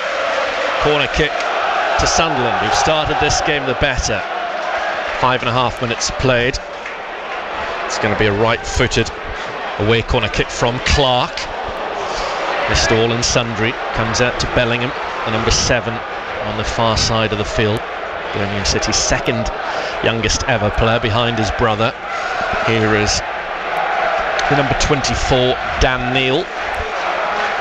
He's been linked with Premier League clubs the last couple of seasons. Dan Neal, since breaking through into the first team here. Here is Ekwa. Back he goes to Patterson's. Town closed down off to the left-hand side. Sunderland pinging it around at the back. O'Nien. They got one of the 2 goals when Town were last here. Very harsh 2-0 defeat for Ipswich Town under Paul Cook. Oh, Hume, a little bit slapdash there. Broadhead takes it off of Hume, then plays it forward looking for Davis. Davis tripped Hume though, just with his follow through. Sunderland take the free kick quickly again, going through the gears. Roberts near side, former Manchester City player. One of the older players in this side at 26. Lovely play from Roberts, then just held back. The referee blows up. He was sandwiched in between Morsey and Davis. It's another promising looking free kick for Sunderland, wide right, 0-0. Yeah, great play from Roberts. Really was. He had 3 players around him, and he still earned his team a free kick. Very tricky. Always been a good player. Just needed to find a home and to feel loved and to get a run of games. Had a little loan spell at Norwich a few years ago. Patrick Roberts was so highly regarded when he came through at Fulham as a 15-16-year-old. Still got a lot of football in him. He and Diallo apparently were a joy to watch last season. Free kick to Sunderland. Clark and Roberts are over it. Just underneath us, this right-hand side for Sunderland, trying to break the deadlock in the 8th minute of this championship match. It's Clark who plays it into the Town area with too much height and pace on it. Swings out the far side. Town lets off the hook. It's a throw in Janoi Danassian territory. Yeah, thankfully Ipswich Town, the free kicks, they've got themselves in really good positions, but the execution of the free kicks have been poor from Sunderland. The last 3 they've not found any. Thankfully for Ipswich Town. But Ipswich Town not started yet. I think the nerves are just a little bit yet, Brenner. They've not settled in, they've not got their feet in the championship yet. They just need to get 10-15 minutes under, get a few passes under their belt, and then hopefully we'll see them. Oh, back from O'Nien to his goalkeeper. That could have gone terribly wrong. Exactly that, yeah. Just acclimatising. Patterson goes long downfield towards Bellingham. Bellingham with a flick-on header. It's a good flick-on to the left-hand side. Clark up against Danassian. 1-on-1 outside the Ipswich Town area. Clark gets into the box and it comes off Danassian. Must have come back off Clark because it's a goal kick to Hilatki. Yeah, I'm just thinking, I've not mentioned Luongo in commentary, not mentioned Burns, only mentioned Chaplin and Broadhead fleetingly. Morsey's made a few challenges getting back, but Ipswich Town yet to get into the groove with what have we played? Pretty much 9 minutes now in this 5 o'clock kick-off live on BBC Radio Suffolk Sport. Every kick of every Ipswich Town game this season. Bristol Rovers at Portman Road. Spanking brand new pitch at Portman Road on Wednesday night. And at Stoke City come to Town, the first league game on that new playing surface. Town playing it out from the back. Morsey gets the ball from Halatki turns, loses it, and then a shot from Roberts straight at Halatki. It wouldn't have counted them. Morsey had been impeded, said the referee. And trying their best to play that passing game out from the back. It'll be awkward to watch at times, but it's what they want to do. They'll be brave enough to carry on doing it. Here's Wolfenden. Made one championship appearance for Town at the start of that relegation season before going on loan to Swindon. Wolfenden, good looking ball forward. Ballard, former Arsenal player, got in the way of it. Here is Hume up towards halfway looking for Bellingham. Bellingham challenged by Wolfenden, and then it's Luongo who gives it to Morsey. Morsey shields it away from Neil in the centre of the park. Burns on the far side back to Danasin. This is good from Town, keeping a hold of the ball, passing it around, taking the sting out of things. Still goalless as Wolfenden drops his shoulder. Hemier closes them down, almost takes the ball off him, then does take the ball off him. Not good from Wolfenden at all. That's caused Ipswich Town some problems. Credit the striker. Here comes Sunderland. Neil from outside the area. Good play. His shot is blocked out. It goes for corner kick. All came from Wolfenden losing the ball. Yeah, they'll not get that time they get in the first division in the Championship. They're not used to this Ipswich Town. They're not used to teams playing and having all the possession, because they're used to the team being the team with the possession. They just need to find their feet. In the 11th minute, Sunderland on top. Still 0-0 though. Corner kick to the home side, and it comes from Roberts, headed away by Morsey in the near post area. Back out to Roberts on this right hand side. He controls the ball up against Chaplin, back defending. Roberts crosses deep to the far post. Nice hands from Halatki. That'll do his confidence the world of good. He can just calm things down. That seems to be the gist of the gestures he's put in the direction of the likes of Danassian and Burns far side.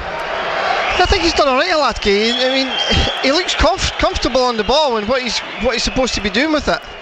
Halatki chips the ball up towards Hurst, battling with Ballard. Hurst's done well to get it back to Broadhead. Broadhead then tries to give it to Chaplin, deflects off a Sunderland player to O'Nien.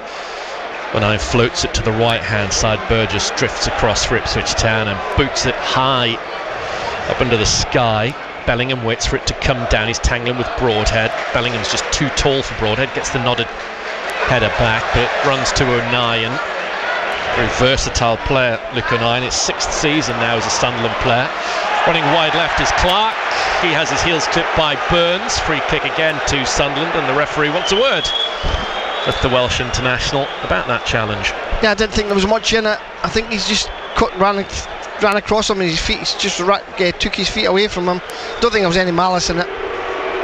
No yellow card for Burns. Sunderland unbeaten in the last 6 meetings with Ipswich Town. A couple of draws and 4 wins for them. But like I said earlier on, the last time it was a very harsh scoreline on Ipswich Town. I thought 0-0 was going to be harsh on them. They deserved to win that game, and then bang bang, it was a 2-0 defeat.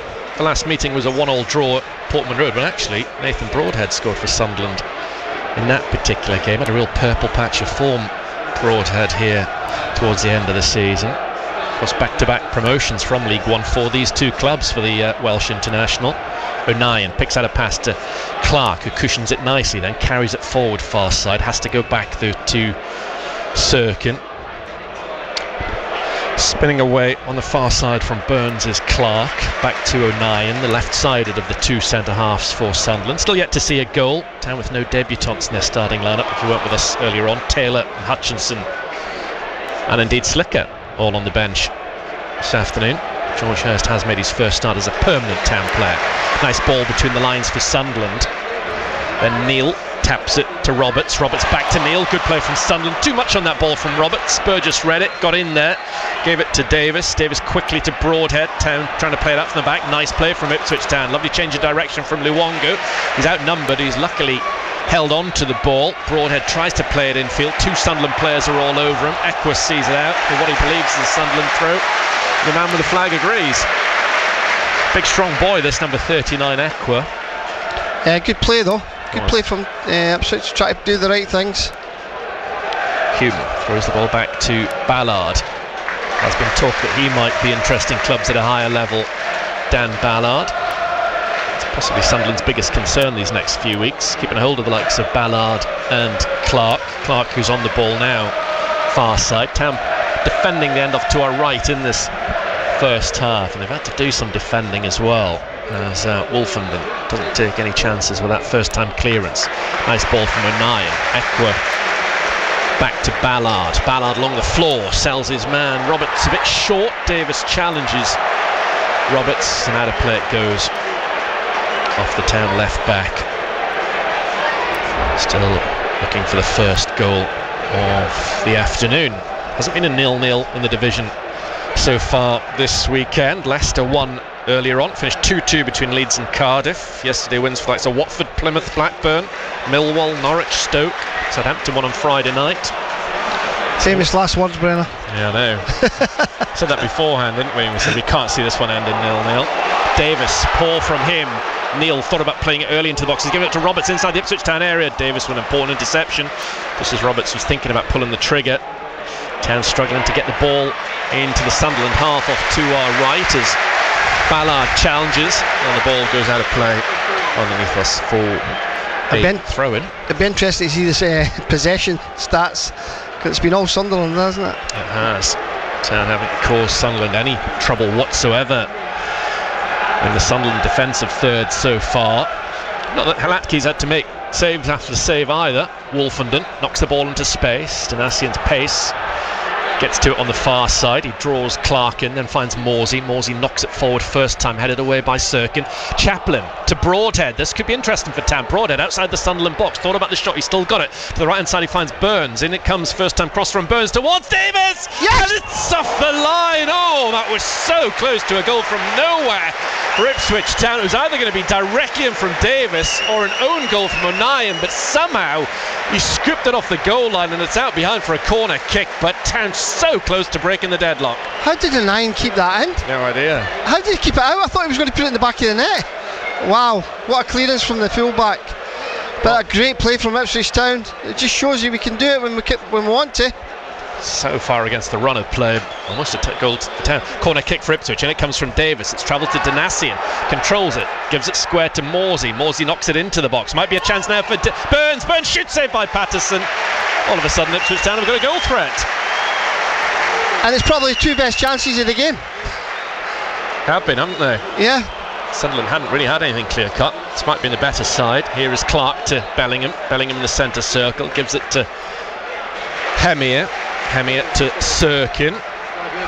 Sirkin goes back to O'Nien. It was a remarkable bit of defending. I thought it had to be a goal, either directly from Davis or more than likely an own goal from O'Nien, but it didn't transpire to be either, sadly, in the end, and we're still waiting for the opener.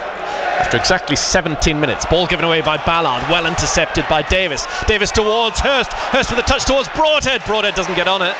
Flag's gone up against Ipswich Town. It wouldn't have mattered. Free kick Sunderland, but much better from Town, asking serious questions. Yeah, good play from Leif Davis there. Broadhead just strayed offside. So he did coming into it. Hurst just went offside. But yeah, better from Ipswich Town. Not better, giving Sunderland something to think about. Here is Patterson, just made that save from Burns. Out to this near side, Hume into space, lovely little layoff from Hume. Here is Neil to Roberts, seeing a fair bit of the ball underneath us. Number 10, now it's with Ekwa. Hume, who's a fixture since arriving from January in the Sunderland team. Neil, infield to Bellingham, good feet from Bellingham. Picks Burns to the cleaners, now out to left-hand side. Clark, good play this from Sunderland. Clark inside the Ipswich Town area, puts the ball through the legs of Morsey, comes to Bellingham. Oh, lovely 1-2 in the box, into the centre it comes. It's headed wide by Wolfenden. That was fabulous play from Sunderland. Yeah, good play. Good play from Sunderland. Good play from Joe Bellingham. Really was. Two occasions, quick passing, little 1-2 as well. Good football match, to be fair. It is a good game. Really watchable. Getting a taste of their own medicine based on what we saw from them last season. Really is a step up in standard, what we expected. Corner kick for Sunderland, still alive inside the Town area. The shot is blocked, comes out as far as Bellingham. Bellingham lifts it away from Broadhead. Good play from him. Ekwa slides the ball into the Ipswich Town area. Clark's offside. I was looking down this near side and the checkered flag's gone up. Yeah, thankfully he's offside there, but they do put little balls in between the full-backs and the centre halves really well, Sunderland. They look a really decent team. Yeah, he's got them playing well, Tony Mowbray. some good players, and that three of Roberts, Bellingham, Clark, very, very useful. Free kick to Ipswich Town on the D on the edge of their area. 19 minutes gone, live on BBC Radio Suffolk. Town have had chances to score in the last few moments. Ballard, too strong for Hurst, gives it to Roberts, who tries to be too clever with a little flick pass infield for Bellingham. Town through a quartet of players get a hold of it. Luongo, one of the four, gives it to Danasi, and now Morsey. Quick feet from Morsey. Chaplin down the line, was here at this level with Barnsley a couple of years ago. Of course, Chaplin ended up in the playoffs actually with Barnsley. What an opening day of the season they had with that 7-0 win in League One yesterday. Bellingham to Ballard. Here is Hume of Sunderland giving the ball to Roberts. We were saying it's a good game of football between these two sides. Patterson to O'Nien. Ekwa, Sunderland the better team, but Ipswich Town have had the better chances. Both of them coming in recent times. Here's Roberts on halfway. Just taps it back to Ekwa. 21st minute, Roberts plays a lovely 1-2. Roberts gets it back, looks for Hemir. Roberts has gone down. Wolfenden then takes the ball off of Hemir. Morsey towards Luongo. Almost a bit of hesitation at the back from Ipswich Town. Wolfenden touches it back to Halatki. Halatki kicks the ball away from inside his 6-yard box, backpedaling, goes towards Hurst. Hurst tries to stomp it down, but Ekwa's in the way. He's not put a foot wrong so far, Ekwa, but very assured in the centre of the field. Town subs out near side. I can see Lee, Ball and Evans just off to our left-hand side. Kieran McKenna with his brown top, hands in pockets, down below us, watching on just to the right of Tony Mowbray. So a very good job, Tony Mowbray here, having inherited from Alex Neil, because of course it was Alex Neil who got this club promoted via the playoffs to the Championship 15 months or so ago. Roberts twisting and turning, brought down by Luongo. The referee says play on. Fair challenge by the Australian, who of course has played at this level for Town in the past. Here's Luongo in a run forward. O'Nien steps in there. O'Nien to Neil. Neil out to the left-hand side looking for Clark. Takes the ball in his chest. Chests it down for Bellingham. 30 yards from goal. Bellingham into the box to Hemir. Out to the left-hand side. Clark. Town being forced back. Clark's inside the Town box, faced by two players. Overlapping is Sirkin. The ball goes back to Ekwa. Ekwa shoots. Saved by Halatki. And then put over the bar. What a chance for Bellingham to score his first ever professional goal. But he's ballooned it over the bar and it remains 0-0. He can't believe it. Yeah, it just came in very quick off Halatki. He just tried to stab it in, but he's not managed to keep it down. Good stop from Halatki initially, but too much time on the ball for him to take that shot. We can't be giving them. We need to get a yard tighter all over the pitch. We're giving them too much space, too much possession. When the ball comes up, Hurst is on his own. We need to get people up beside him. Should have scored there, Bellingham, for me. Touched on by Broadhead, only to O'Nien, galloping forward. Good challenge from Luongo. The ball runs to Hurst. Hurst to the right-hand side. Burns could be in on goal. The flag's down inside there to Hurst. Oh, he's fluffed his opportunity. Hurst should have scored from 10 yards out. He got the ball jammed between his feet. Here come Town again. Chaplin to the right and Burns. Burns looks up. In comes his cross. Volleyed away by O'Nien. Pings off Bellingham. He got lucky. It went to Clark. Chances at either end, remarkable. It's still 0-0. Here is Ekwa dinking the ball forward. Danasian takes it on his chest. Wolfenden gives it back to Burgess. Town have the ball inside their half. You've got to put some of these chances away when you're away from home. That's what I was just talking about before the game, Brenner. When you get chances like that, you've got to put them away at this level. Another chance for both sides there. Bellingham and then Hurst had opportunities. Quarter of this game gone. Still yet to see a goal at the Stadium of Light. Potentially the biggest crowd that Town will play in front of all season here this afternoon. More than 40,000. It holds 48. Luongo down the line to Burns. Given away by Burns. Straight to Clark. That was terrible. Here's Hemir to Bellingham. Good first touch. Then the drag back. He's only 17. He's played well so far. Joe Bellingham, England Youth International. Ballard. It's going to be fascinating to see how his brother gets on at Real Madrid this season. I'd imagine, as he has done everything the last few years, he'll take it in his stride and be a success. Here is Neil back to Roberts. A few faint touches with his left boot, then he gives it to Hume. Back once again with Roberts trying to orchestrate. Knocks the ball forward looking for Hemir. In the way is Burgess. Actually played in midfield when he was a Fulham player at Portman Road on the opening day. Cameron Burgess, now very much established as one of Ipswich Town's first choice centre halves. Wolfenden as thrilled as anybody by that promotion for his hometown club at the back end of last season. Halatki to Luongo. Here is Burgess going back to Václav Halatki. 25 gone, and our first of at least 48 full match commentaries this season. Sunshine coming out of the Stadium of Light as Wolfenden goes forward with that pass. O'Nien helps it on its way towards Patterson. Patterson's closed down by Hurst. He floats the ball onto the forehead of Hume. Hume nods it on over halfway. Out of play on this near side for a throw to Cameron Burgess. Decides to go back to Václav Halatki, who's outside his penalty area, the number 31 in all green. He likes to come out and play, doesn't he? Yeah, he does. Yeah, he's comfortable with the ball at his feet. He's a very, very good goalkeeper, it has to be said. Here he is once again. Still no goals. Lovely sunny afternoon here on Wearside. Halatki gives it short to Luongo. Luongo has Bellingham all over him. Halatki back to the right-hand side and Wolfenden. Wolfenden looks towards Broadhead. Broadhead's challenged from behind, but he gets the ball back to Morsey.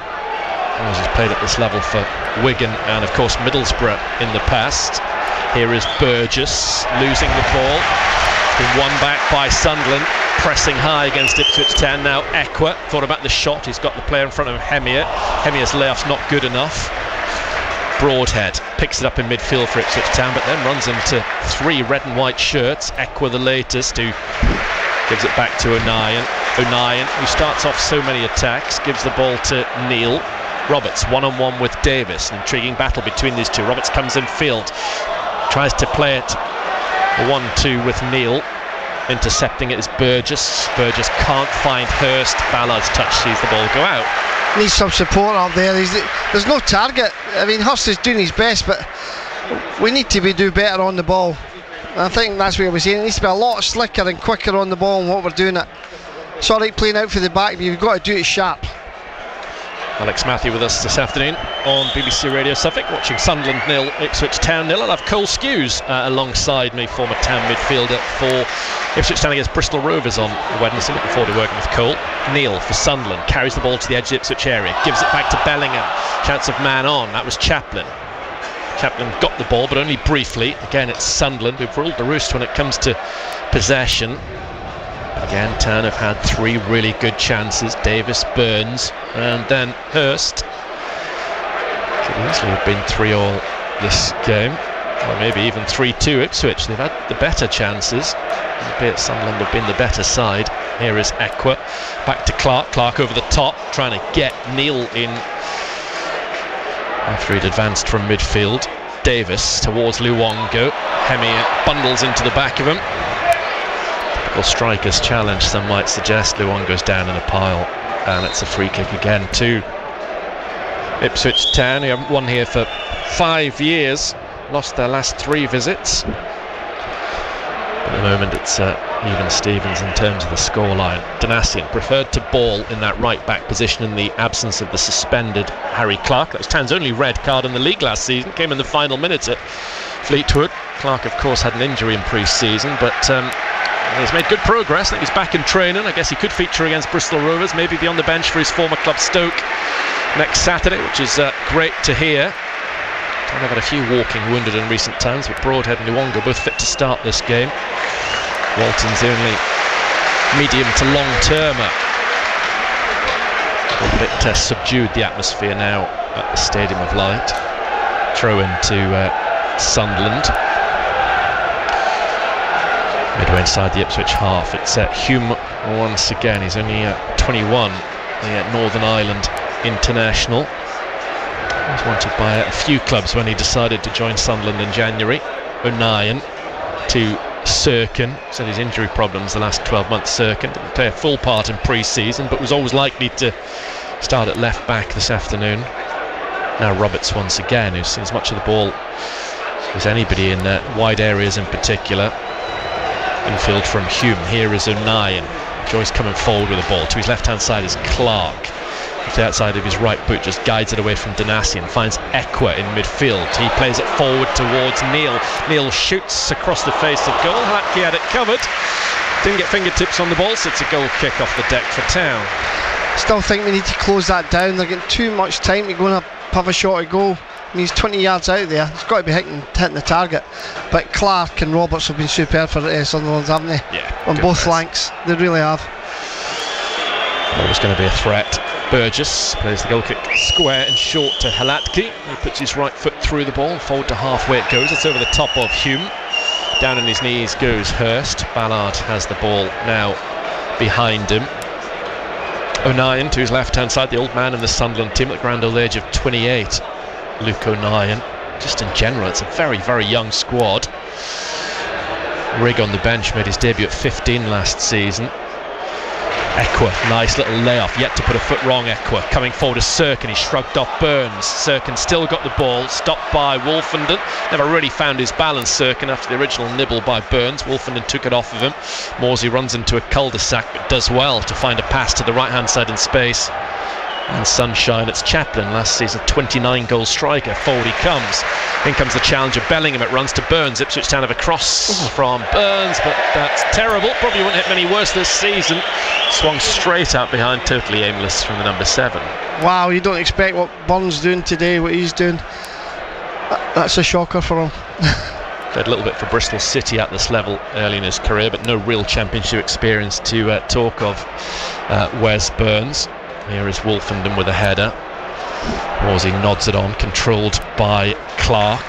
Very easy on the eye, Jack Clark. Here he is coming forward again to the right hand side. Gives it to Roberts. Roberts up against Davis. Close control still from Roberts. Gives it back then to Hume. Hume in field to Neil. Morsey has a little go at him. Broadhead gets the ball for Ipswich Town. Town almost lose it. Morsey toe pokes it back to Davis. Davis in field to Morsey. Morsey finds Luongo. He's upended. That's a booking by Hume, and it is going to be a booking. First of the afternoon, first yellow card. The referee agrees with Alex Murphy, and it's Trey Hume who has been cautioned. Yeah, good bit of play, but that's what we've got to do. We can't have Luongo and what's his name? Morsey sitting in the centre of the midfielder flat. We need one that's going to go longer than short. Do you know what I mean? That's what happened there. He played it in long, he made a run forward, and that's how we got out. When it's all flat, we're going to get caught out, and that's why we're getting caught all the time. We need to be pushing forward and looking forward with the passes. That's better. Burgess with a good ball up towards Hurst, under pressure from Ekwa, can't make it stick. Luongo goes to ground battling with Ekwa. Sunderland still come away with the ball. They're unbeaten in the last 9 regular league games, Sunderland. A lot of draws though towards the end of last season, and actually their home form wasn't as good as their away form. They had more away wins last season, 11 on the road compared to just 7 here. It's a bit of a strange statistic. You'd imagine they'd have probably picked up the majority of their points on this ground, but the fervent home backing, but it wasn't quite the case. But they just drew too many games, really. It's narrowly beaten by Luton in the 2-legged playoff semi-finals. That's why they're still at this level. And Luton in a couple of weeks' time will be playing their first Premier League game ever. Wide on the right-hand side, Burns up against Sirkin. Donacien's gone on an overlap. Sirkin stretches out his left leg, takes the ball away from Burns, but only to Wolfenden. Town pass it into the centre of the park, and Burgess. 12 to go until half time. Still waiting, hoping for the first goal of this match. Davis has done well to find Broadhead. Back it goes on this left hand side to Davis. Good play from Davis infield to Chaplin. Chaplin tries to get it to Luongo. Ballard with his long legs will get there ahead of the Australian. Luongo's all over him, trying to pressurise Ballard into fluffing his clearance. He's not done that. He got up towards Neil. Neil couldn't control it. Here is Davis, who's done some good stuff in this first half. Davis back to Wolfenden. He's able to come forward before giving the ball to Donacien. Town at least have got possession inside the Sunderland half. Chaplin and Burns play a nice 1-2. Burns in a crossing position, low into the box towards Broadhead. Broadhead gets it, little back heel, chance for Chaplin!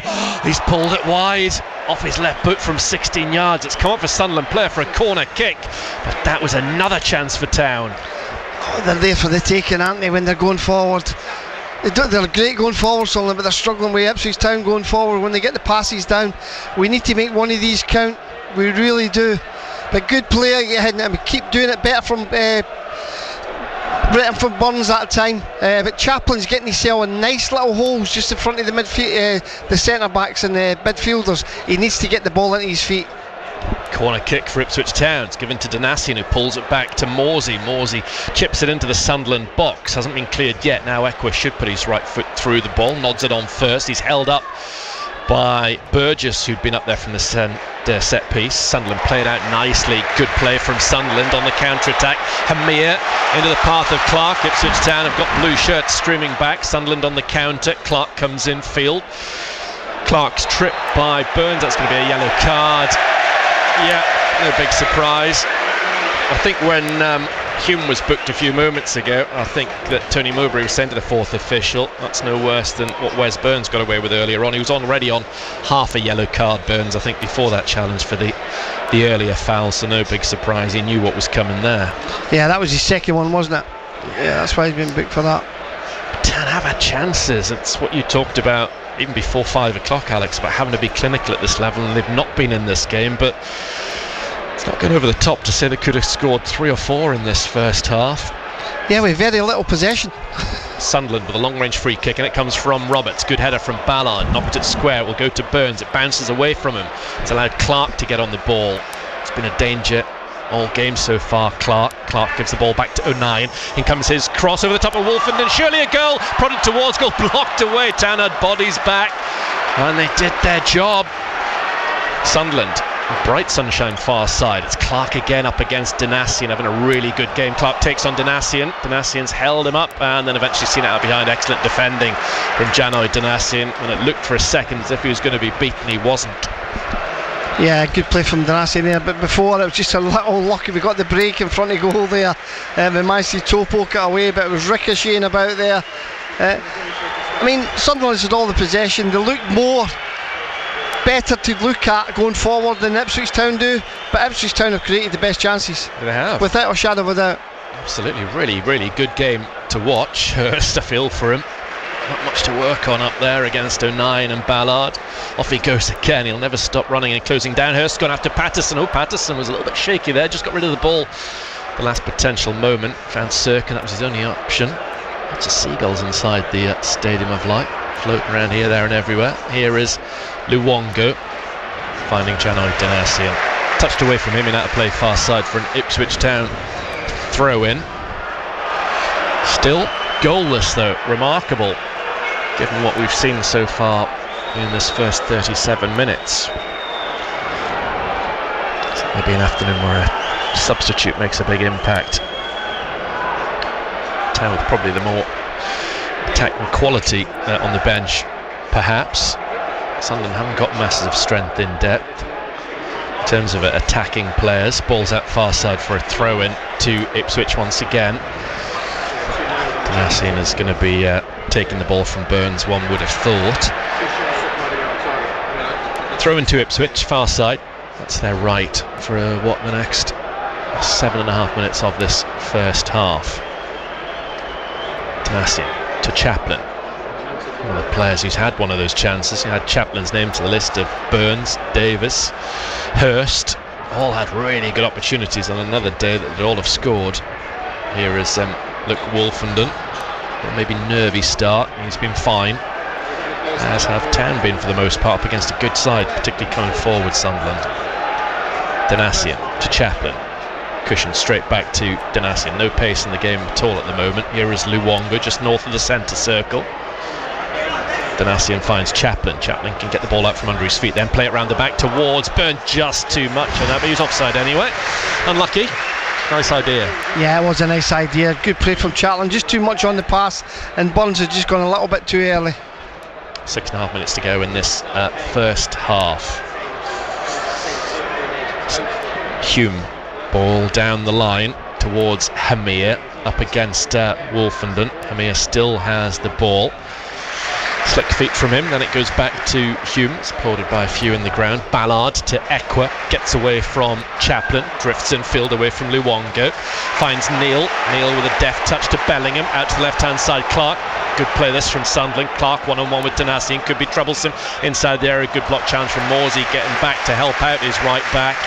Corner kick again to Sunderland, their fourth. Yeah, Clark and Roberts.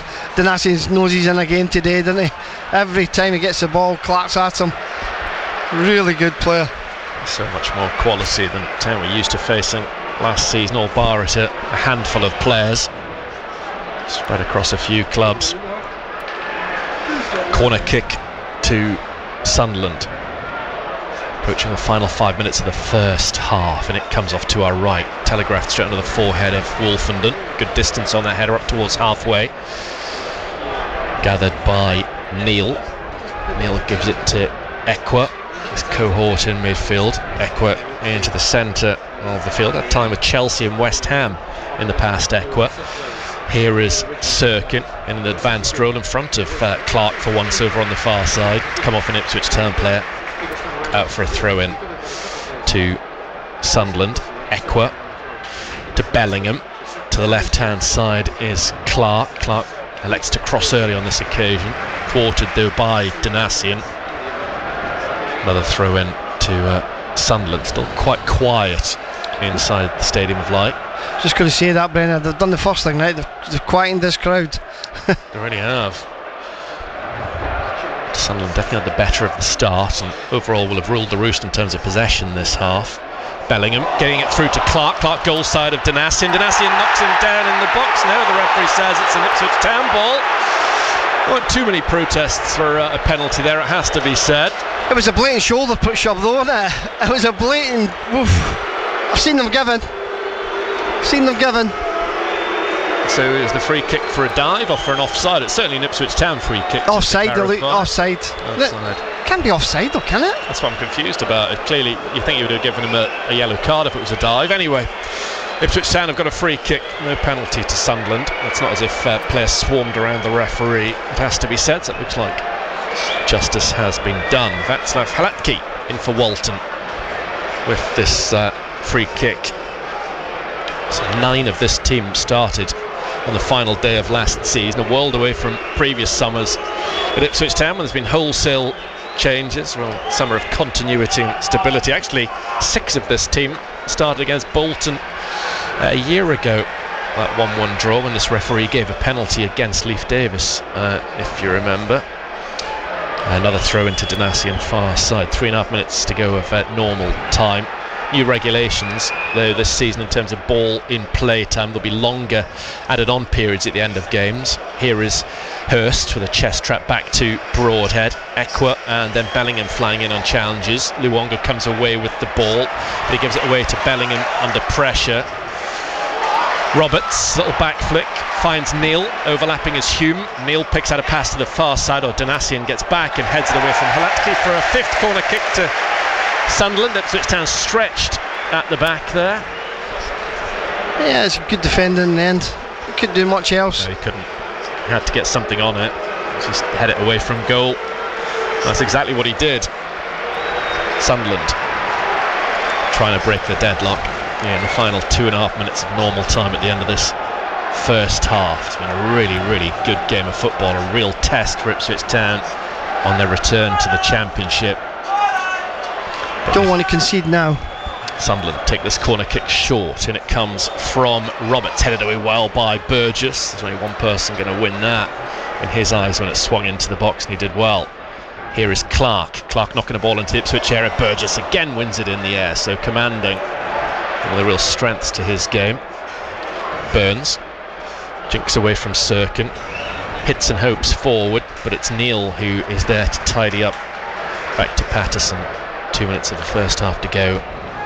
Patterson knocks it downfield. Wolfenden should beat Hemier in the air. He's nodded it down, a bit sloppy from Wolfenden. Headed it to Clark. Clark up against Donassi, and now takes on Morsey. Goes down, good challenge by the captain. Never going to be deemed a foul. Clark gets back, and he's pulled back by Morsey. He's on the deck now, Clark. Foul given away by the Ipswich Town captain.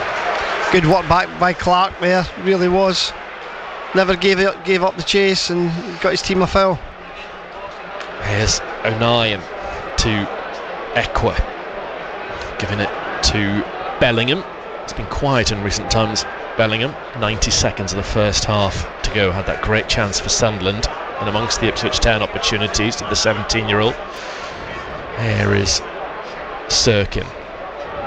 Back it goes once more to O'Nien, live on BBC Radio Suffolk Sport. Still Sunderland 0, Ipswich Town 0. Goals in all of the other championship matches so far this weekend. All three relegated sides getting something on the board. Big win for Plymouth yesterday at home to Huddersfield. Sheffield Wednesday lost on Friday. Here is Hemir.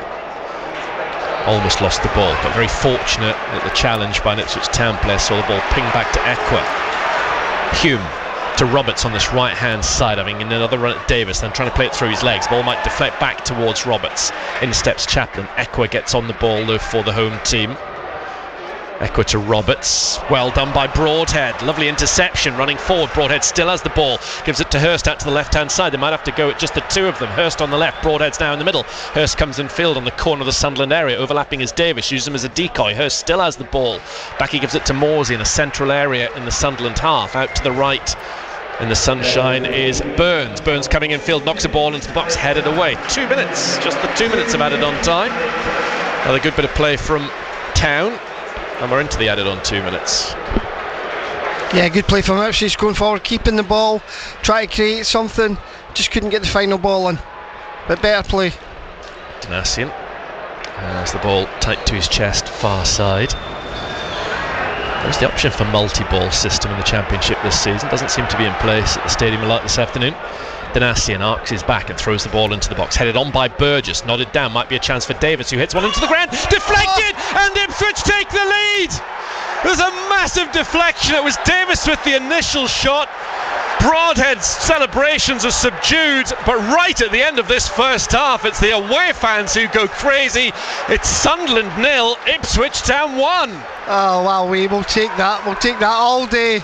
I tell you what, it's a hopeful shot and on target, and it's just came off him. It's just hit him and deflected it by the goalkeeper, Broadhead, and he'll claim it. Subdued. He's played for this club, so it was a subdued celebration. But wow, against the runny play, but 1-0 going at half time. He'll be delighted. Well, given all the chances Town have had in this first half, it's a strange nature, the goal when it finally came. There was discussions on Friday night about a goal that Teller hit, and it took the slightest graze off Armstrong for Southampton. Similar situation there. It was Davis's effort, came off Broadhead by the looks of things, and Patterson completely wrong-footed.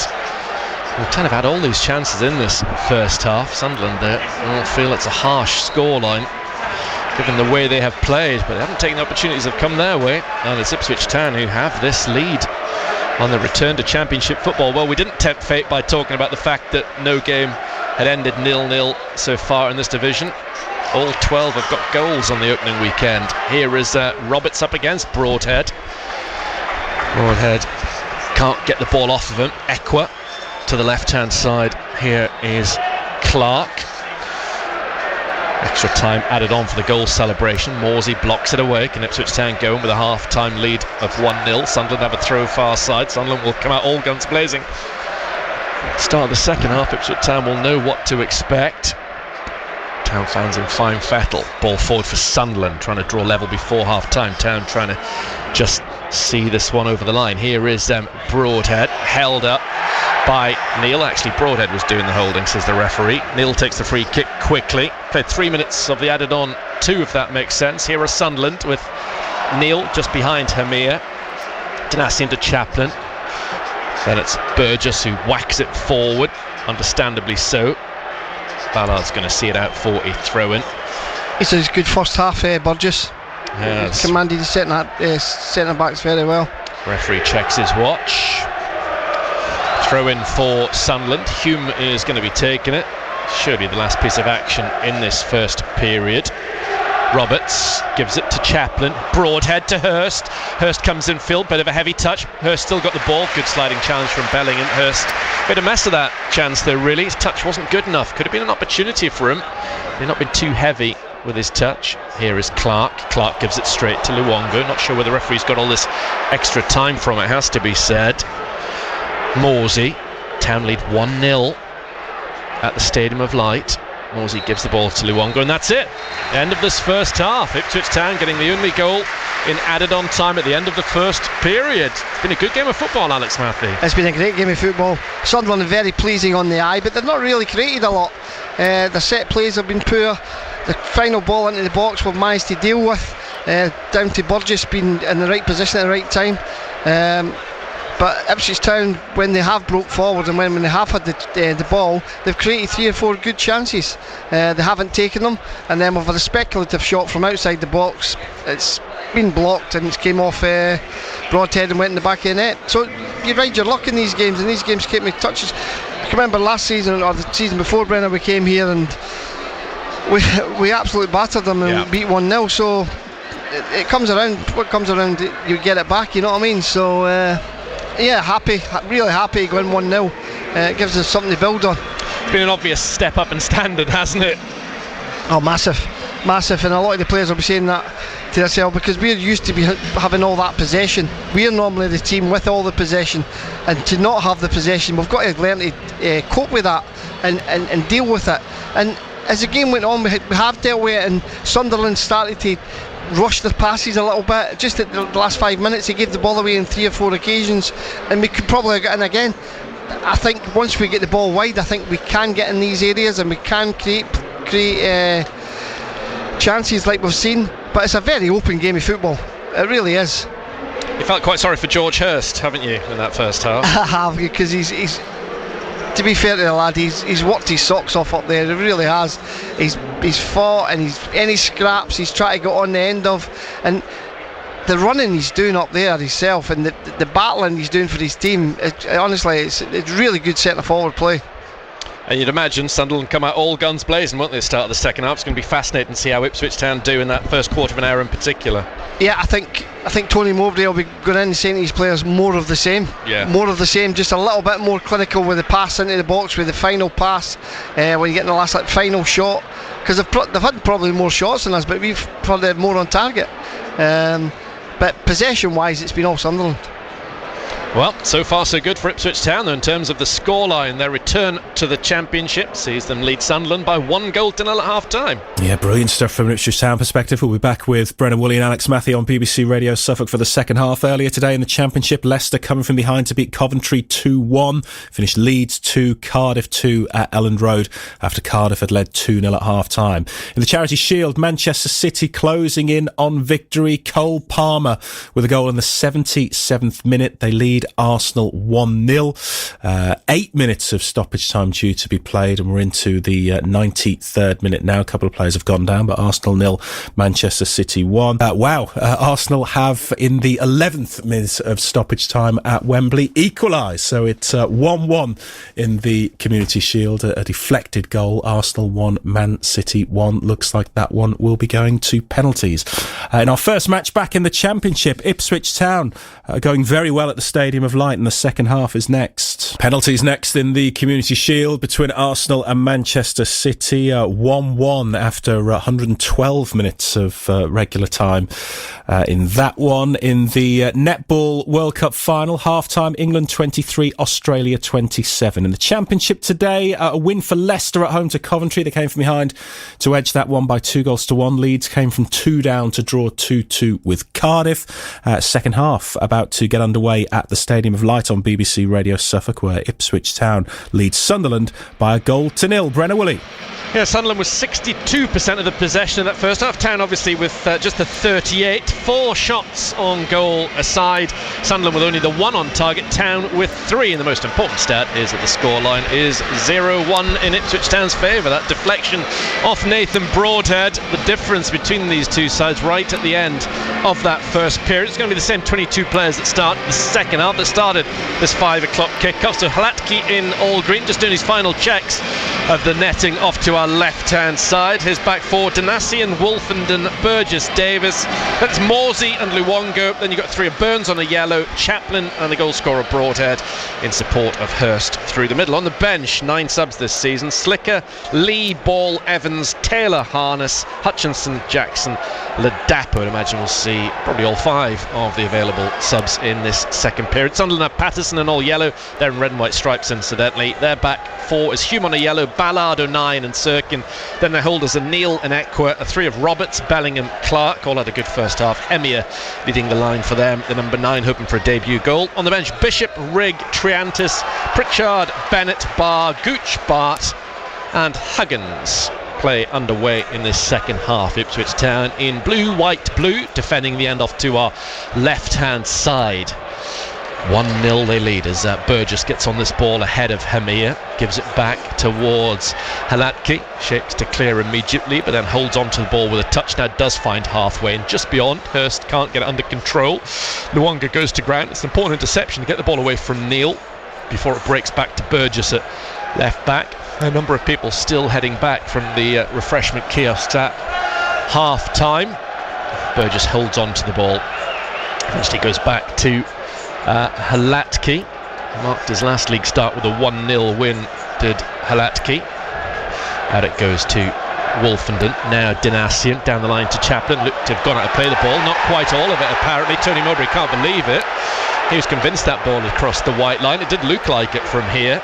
It certainly has done now, for a throw into his Sunderland side after all of that, next to one of the TV cameras.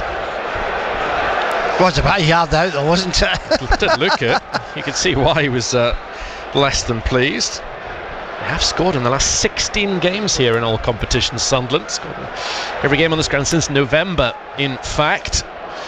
Some achievement if Town could hold on to this scoreline. Easier said than done. Here come Sunderland early in this second half. They did look good in that first period. 3 or 4 players in particular stood out. This man, one of them, Roberts, up against Broadhead, the only goal scorer so far. But the sunshine breaks out again. Roberts, ball forward, crouching, diving to head it away is Burgess. Nicely off from Chaplin back to Luongo. Luongo then tries to return the favour. Chaplin can't get on the ball. Sent to the back-pedalling Ballard. Our next full match commentary is on Wednesday night. Bristol Rovers, League One Bristol Rovers, come to Portman Road in the first round of the Carabao Cup. Former Bristol City and Ipswich Town midfielder Cole Skews alongside me for that game. And then Mick Mills will be watching Stoke City's visit to Portman Road next Saturday. That's a 3 o'clock kick-off. Normal service resumed. A 3 o'clock kick-off on a Saturday. Here is Bellingham back to Equa in the 3rd minute of this second half. Town's next away trip is to QPR in a couple of weeks. What an awful start to the season they had yesterday. 4-0 defeat for them against Watford.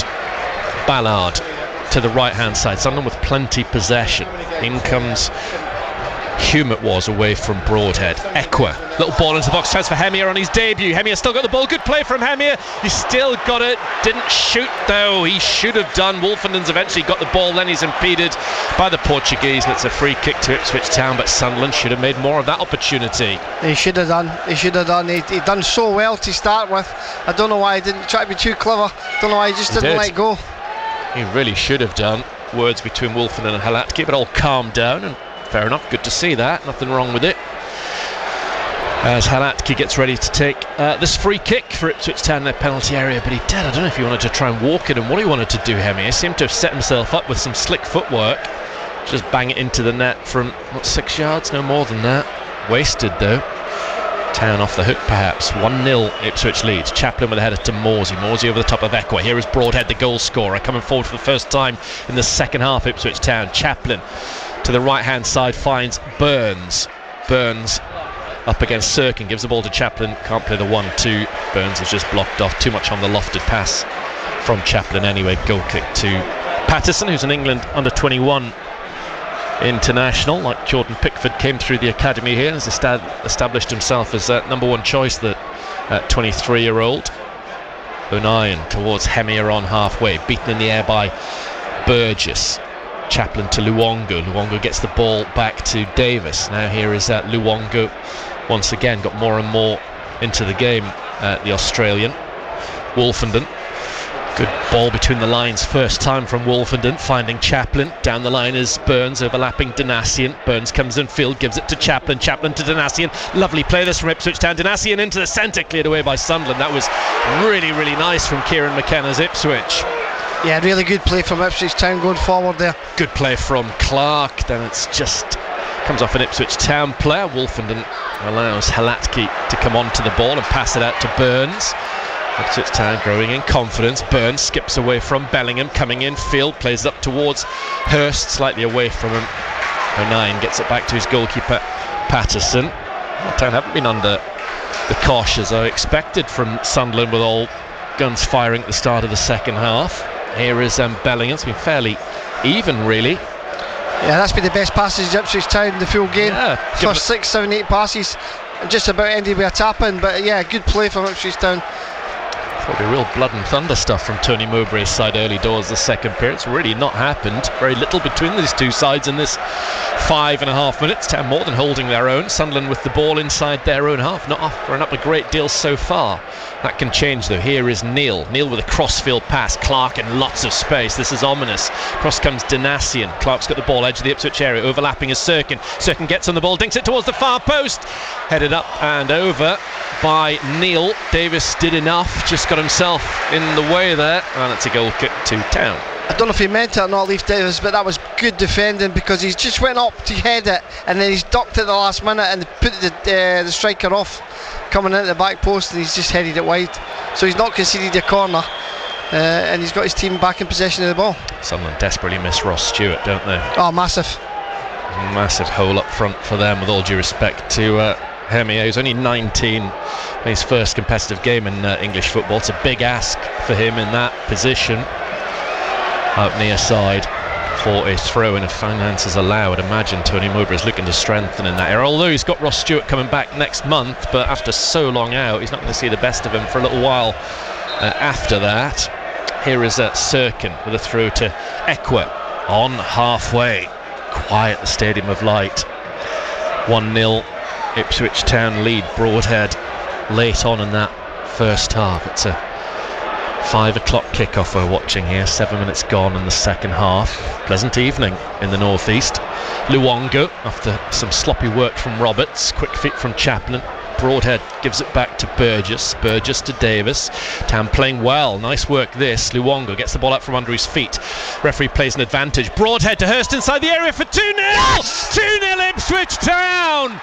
George Hurst gets his first ever championship goal, and what a goal it is on the opening weekend. Ipswich Town lead 2-0 at the Stadium of Light. Dreamland for Kieran McKenna.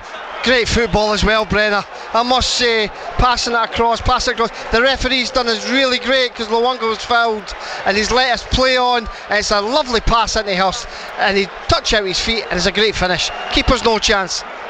Fantastic. Ipswich Town celebrating in the right corner near side.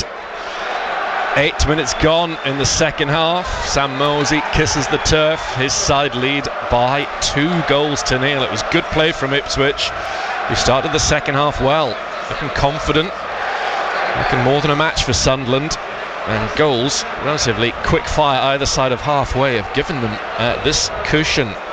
Well, let's see if Sunderland's got a leader out there. That's what you do wonder, because I've mentioned a lot how young lads, aren't they? Such a young team, 22 the average age, and a few heads are bowed at the moment. Let's see how they react, see how the crowd react as well, because this wasn't in the script as far as they were concerned.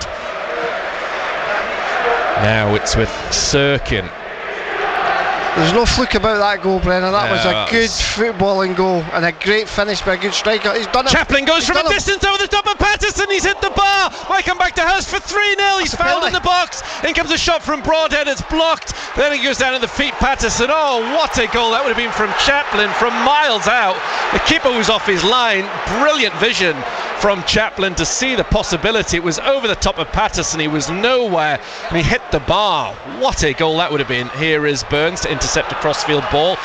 Great game now. Here is Clark for Sunderland, edge of the Ipswich area. Ball into the centre, maybe a chance for Neil. It was great block from Luongo. Terrific defensive midfield work from him. Chaplin forward towards Hurst, who had a chance in the follow-up from Chaplin's effort.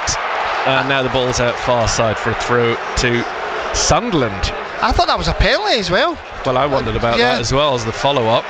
Not too many appeals, but it was wonderful from Chaplin to spot the possibility. Great execution as well. I was just waiting for the net to drop. I thought it was going to be in. The keeper was definitely not getting it, and it didn't look to have too much on it. I didn't think it was going to go over the bar anyway. Sadly, just hit the woodwork. Here are Sunderland with Neil. One goal obviously changes everything. The town fans creating all the noise at the moment. Hume crosses into the Ipswich area towards Hemir. Oh, it's deflected, maybe off Danasi and back to Halatki. Flags up, wouldn't have counted anyway. It's a free kick at the back to Ipswich Town as 3 or 4 of the subs are sent out near side.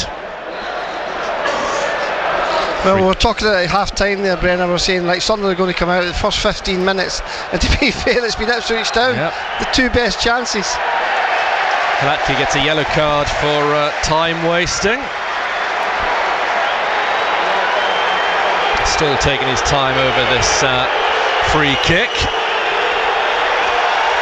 Eventually Halatki puts his right foot through the ball. It's aggravated the home fans even more. Not that they were feeling particularly positive about life anyway. Kieran McKenna just trying to rally the troops. Dream start for him in the championship so far. Morsey into the back of Bellingham. Free kick to Sunderland. This is a scoreline that will force many to take note if Ipswich Town can pull off this victory on the opening weekend. Roberts quite deep, looking forward, lifting the ball up in the air, across the field towards Sirkin, takes it on his left thigh, robbed by Burns.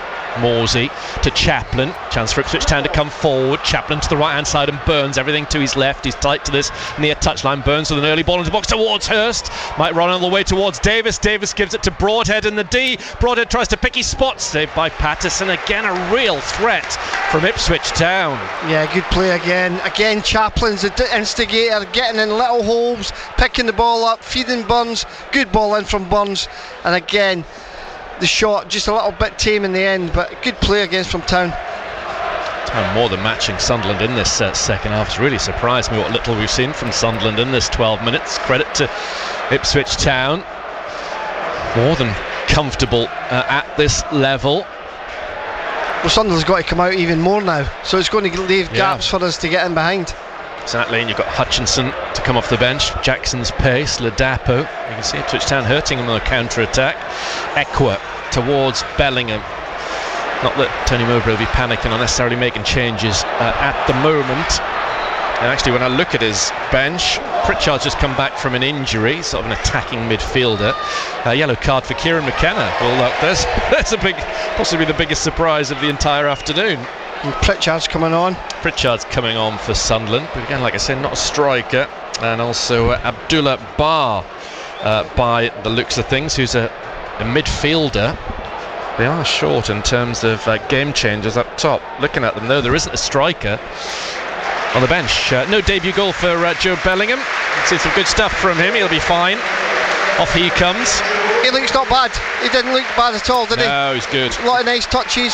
Hemir's off as well, who's done nothing up front. Hemir, it has to be said. I was loath to say it during commentary in case it came back to bite Ipswich Town on the backside.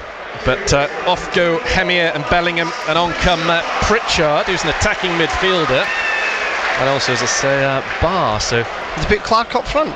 Sunderland without a striker on the field. Yeah, Clark's going to lead the line. Pritchard in behind him.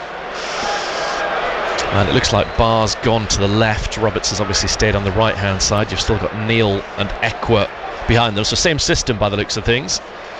Wolfenden to Broadhead, who got the ball rolling with that deflected goal just before half time. Live on BBC Radio Suffolk Sport. Town lead 2-0 at Sunderland. Morsey to Hurst, who got the second goal.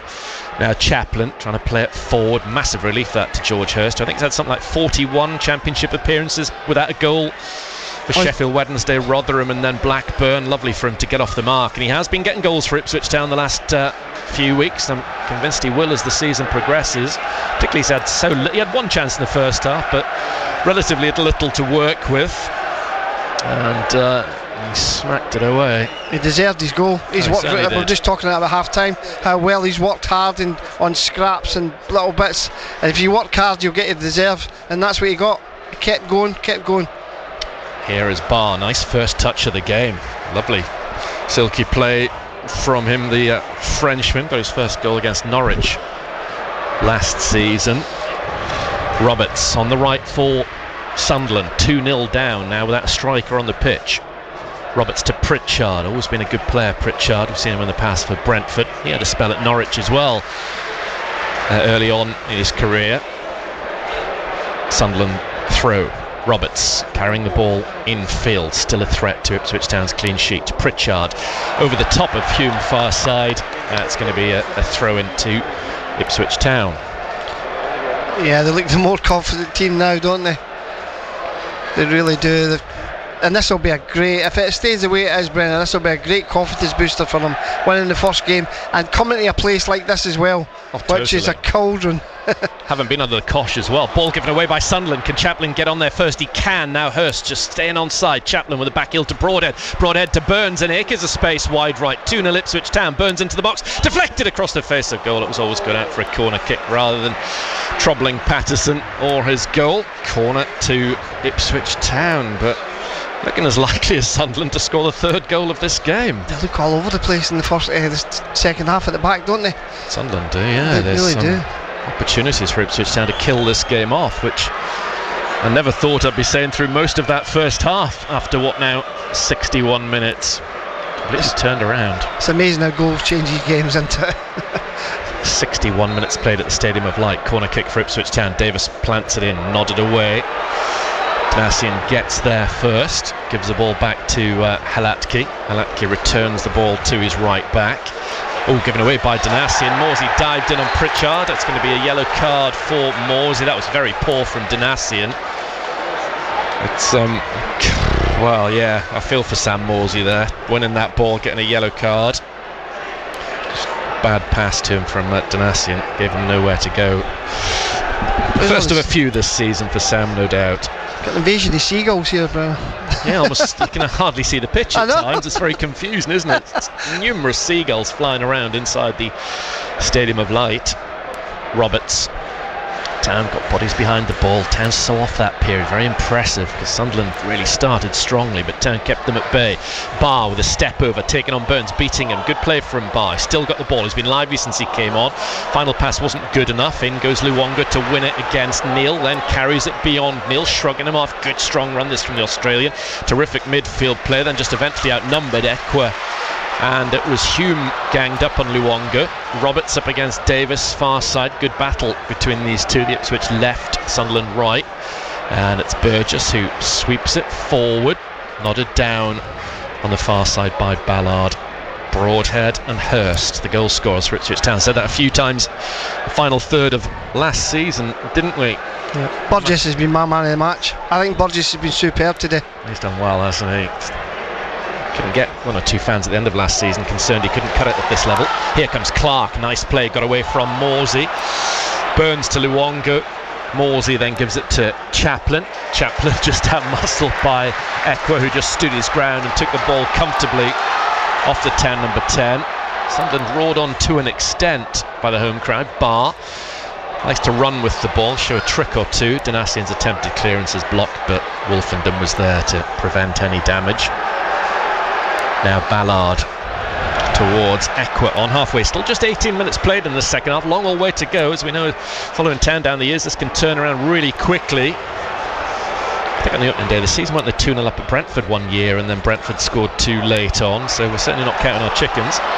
Here comes Roberts running with the ball away from Hurst, cutting infield away from Morsey. Roberts' lovely return ball into the box, but it's away from Pritchard. Pritchard couldn't go for it. He knew he was going to be caught offside. It was like a reverse pass from Roberts. And in the end, Halatki's put glove on ball. I can't believe no other Sunderland player went for it though. They just stood there. I think they look lost now, yeah. Sunderland. As I said, it's certainly not suggesting that Town are home and hosed, but at the moment, heads are certainly down in the Sunderland ranks. Halatki to Morsey. Morsey goes back to Wolfenden. Wolfenden forward, intercepted by Ekwa. Not good from Wolfenden. Danassian. It's had a hard afternoon against first Clark, and now Barr, by the looks of things, has done well again. Here's Hume in midfield towards Neil, giving the ball to Ekwa. Well in from Burns. The ball then breaks back though to Equa before Chaplin could do anything with it. Your thoughts welcome after this one, of course. Have a chat to Alex on 0800 141 2121 or text 81333. Start those messages SFK or WhatsApp 08000 321 333. We'll get Kieran McKenna's thoughts as well post-match. Hopefully those of an Ipswich Town player as well, as Burns has taken a smack to the head, so the referee has blown his whistle and a few players can come across and have a bit of a drinks break. But it's been a very good 20 minutes for Ipswich Town, Alex Murphy. It has, definitely. Great start to the second half.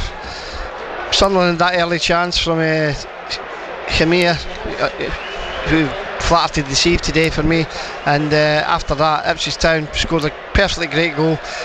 5 or 6 passes played in George Hurst, and there was only one result, blasted in the top of the roof of the net. Then after that we had the Chaplin chance, hit the bar, and it's really Ipswich Town have just knocked the stuffing out of Sunderland. They've just ground them out. Compared to the first half where it was all Sunderland, we got the break with the goal just before half time. Great time to get a goal away from home, and I think that's just not, and you can see Sunderland now, have they got a leader out there? Doesn't look that way, does it, at this moment in time? It doesn't look somebody that's going to say, right, roll the sleeves up and start the ball in motion and really say, come on, we can get back into this. Sunderland, they look, I'm not going to say it, but Ipswich Town are comfortable just now. They are. We are very comfortable, and if any other team's going to score, it's going to be Ipswich Town. Play back underway. 21 minutes gone in this second half. Hurst adding to Broadhead's goal in the first half. Ipswich Town with this 2-goal cushion as Amari Hutchinson just comes back to the bench. Out goes Marcus Harness down below us. Of course, Hutchinson yet to make his competitive debut for Ipswich Town. Has got a couple of competitive senior appearances for Chelsea, both against Manchester City last season in the Premier League, and I think it was the FA Cup. Former Arsenal youngster. Barr with the ball through the middle. Burgess is in the way. He cushions it to Luongo in midfield. Luongo gives it away on the stretch to Equa. Gorgeous sunshine far side of the field now as Hume plays the ball to Roberts. Roberts up against Davis, bypasses him with the ball down the line to Pritchard. Pritchard gets his cross into the box, well read and cut out by Morsey to Broadhead. Here is Luongo. Luongo to Chaplin. Ipswich Town on the break. It's 2 against 2. Now it's with Hurst wide on the left hand side. Chaplin's making a run beyond Hurst. Hurst comes in field, blocked off though by Ballard. Out for a throw far side, but Town have gained good ground. Yeah, good play again. Chaplin's getting, honestly, he's finding little holes all the time now, and we've got to keep finding them because he's the one that's getting Hurst slipping them in all the time. 3/4 of this match gone live on BBC Radio Suffolk Sport. Great start to the season so far for Ipswich Town. 2-0 up at Sunderland. Morsey to the right hand side. Burns, nice control from the number 7. Infielder gives it to Chaplin. First time side foot's layoff back to Danassian. Now it's with Morsey. Morsey a crossfield ball onto the chest of Davis. Nicely taken from him. Davis comes in field, then goes down. Free kick. Ipswich Town in a really good position for a Chaplin or a Broadhead. I thought he got the ball there, Brenner. I honestly thought he got the ball. We'll take the free kick. I think the rest got that one wrong. I was worried that Davis might be about to get a yellow card. I wondered about that as well. But referee, actually they'd prefer it to be the other side, the left footers of Broadhead and Chaplin, but it is going to be one of those two who has a go from, 22 yards, maybe not even that. What's that guy with stop his whistling? Free kick to Ipswich Town. He's doing it all the more. I think he's heard you say that now. He's just trying to annoy you. 69 minutes gone. Free kick, Ipswich Town. Around about 21, 22 yards from goal. It's a great position, this. Yeah. Honestly, this is fantastic. He's got to hit the target here. I fancy a goal here, Brenner. Free kick to Ipswich Town. Live on BBC Radio Suffolk. First game of the new championship season. They lead 2-0 at Sunderland. It's Broadhead who gets it up. It's over the bar. Just not enough dip on it for him on this occasion. Yeah, that was poor from him. I expect better from him, honestly. It's well over the bar, that. A few moans and groans, bit of negativity from the natives. Less than impressed with this at the moment. Very disappointed what they've seen from their side in the second half. Not what any of us was expecting, really. Here is O'Nien, the captain, up against Hurst. Got away from him, plays it infield to Patterson. Patterson, nothing he could do about either goal, it has to be said. Fortune in the first one from Ipswich Town, but the second one just leathered beyond him before he knew anything about it by George Hurst. It's as if nobody wants the ball. The first half everybody wanted the ball, nobody's wanting the ball now. That's what kids do when they're playing young. It's such a young team. So true, isn't it?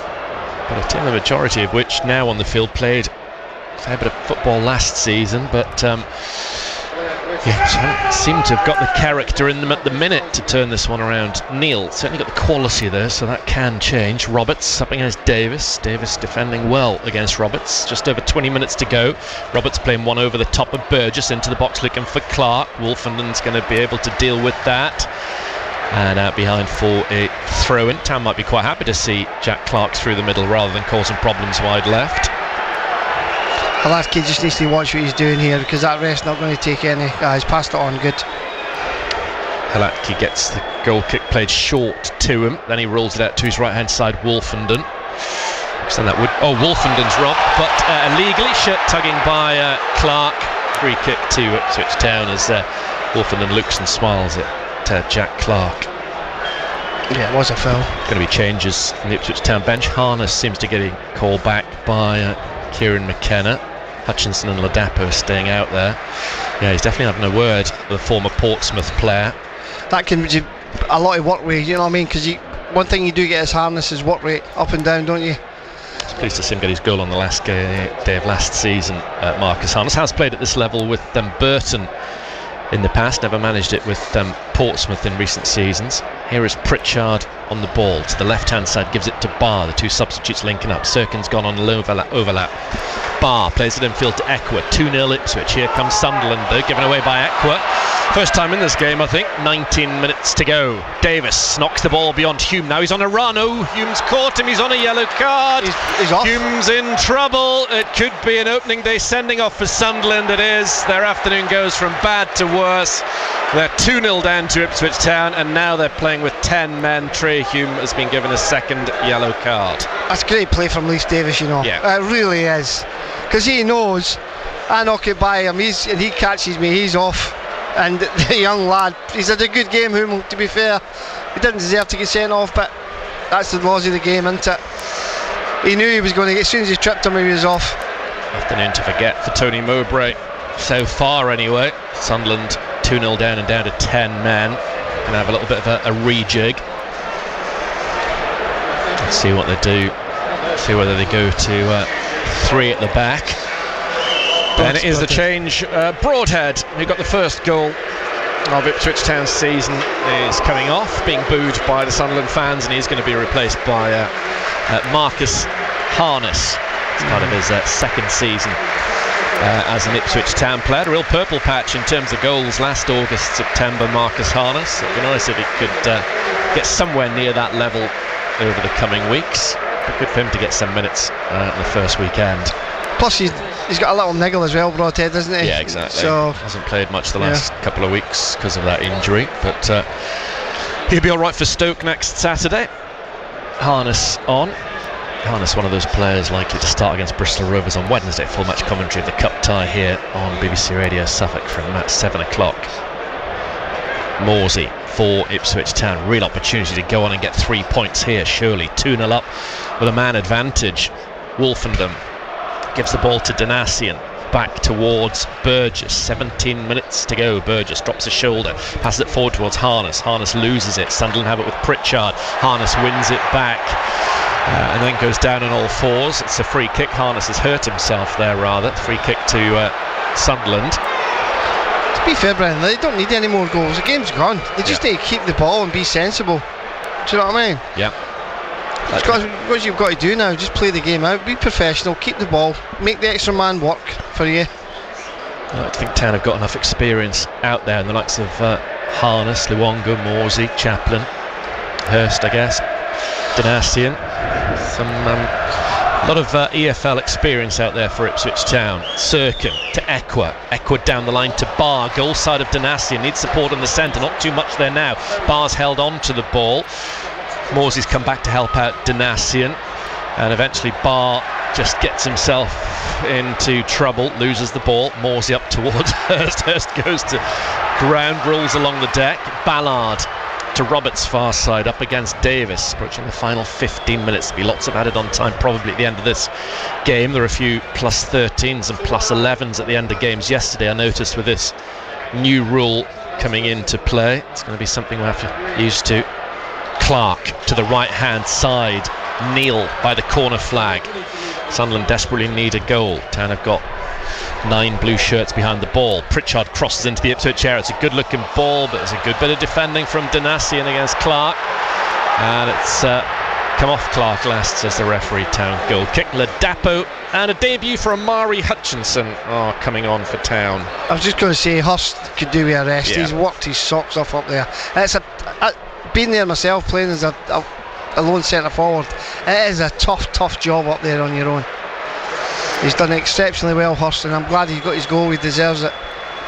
Chaplin is the player coming off, hit the woodwork with that tremendous chip from distance earlier on in the second half. He's going to be replaced by Amari Hutchinson. His competitive debut for Ipswich Town. He's looked very good in pre-season. The young man on loan from Chelsea could be a really exciting talent to watch this year. And the other change, as we expected, is Hurst, goal scorer this afternoon.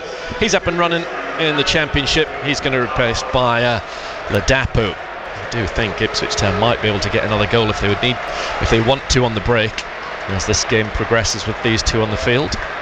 Hurst applauding the travelling fans. They've enjoyed their day so far. A few Sunderland fans already disappearing, I think. Still 15 minutes to go, opening day of the season. One goal turns things around completely. They've given up on this one. They've got Crew here in the Carabao Cup on Tuesday night. Halatki out towards Burgess. Burgess back to Halatki, edge of his 6-yard area. Left-footed, he goes downfield. He's desperate to hold on to the clean sheet. The Dapper with a header on, but Sirkin guides it back towards Patterson. Patterson switches it from his right foot to his left. Davis then intercepts it, drops to Harness. This could be a chance for Town. Davis into the area. Davis tries to pull it back into the middle towards the penalty spot, looking for, probably Hutchinson was the closest player to it in blue. Luongo nods the ball down, but for Ballard. Ballard bounces it off his right foot to Roberts. Roberts cutting in field, getting away from a couple of Town players. Bright, inventive play from him. He's still got the ball. What a run this has been. Then it just runs away from him, allowing Wolfenden to go in there and complete the clearance out far side. Yeah, good play from Roberts. Really good, wasn't it? He's been superb for them today. Best player on the pitch for them. Pritchard is tripped, is he, by Davis? No, gets up, carries on, tries to get his cross in, deflects off Harness. Out for a throw into Sunderland outside the Ipswich area. Oh, no, he has been given the free kick for the foul on Pritchard. The referee clearly tried to play the advantage. It's got to be sensible now, Ipswich Town. Yeah, a chance for Sunderland. Well, they have lost some of the height in the side with Hemia going off 10 minutes or so ago. Town have got all the tall players back you would expect, including Ladapo inside that penalty area off to our left. It's now and ever for Sunderland if they're to get something from this game. They've got to make something of this free kick. It's going to be crossed into the Town box from Pritchard. No, he's pulled it back to Ekwa. Ekwa controls it, gives it to Barr. The moment might have gone for Sunderland. Ekwa, ball into the box. Well done, Sirkin pulls it across the face of goal on his left foot, but it's come off a Town player. It's corner kick to Sunderland. They'll get another opportunity to create some trouble. Yeah, a bit different. Everybody's expecting that ball to be whipped into the box. Try to change the angle. Corner kick to Sunderland, pulled back short. Town didn't read it. Roberts on the ball, up against Harness. Gets beyond him, no. Harness gets a foot in the way. Another corner kick to Sunderland. This has been their first two of the half. Roberts pulls the corner kick back to Pritchard. The referee's unhappy with something he's seen in the area, though, so it'll have to be a retake.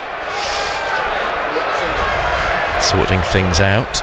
Doesn't seem to want to speak to anyone. Or is he speaking to Ladapo and Ballard? I think that's what's going on at the moment. All seems quite calm between the two of them now.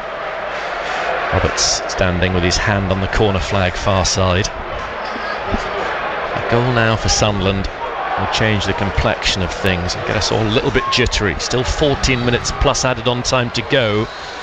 2-0 Ipswich lead. 10 men of Sunderland have this corner kick headed away by Harness. The right place at the right time out as far as Ekwa.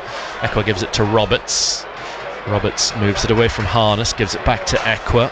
Round the corner to Pritchard. On that far touchline, Roberts has the ball. Sunderland right up against Harness on as a sub for Town. Roberts with a cross into Ipswich area.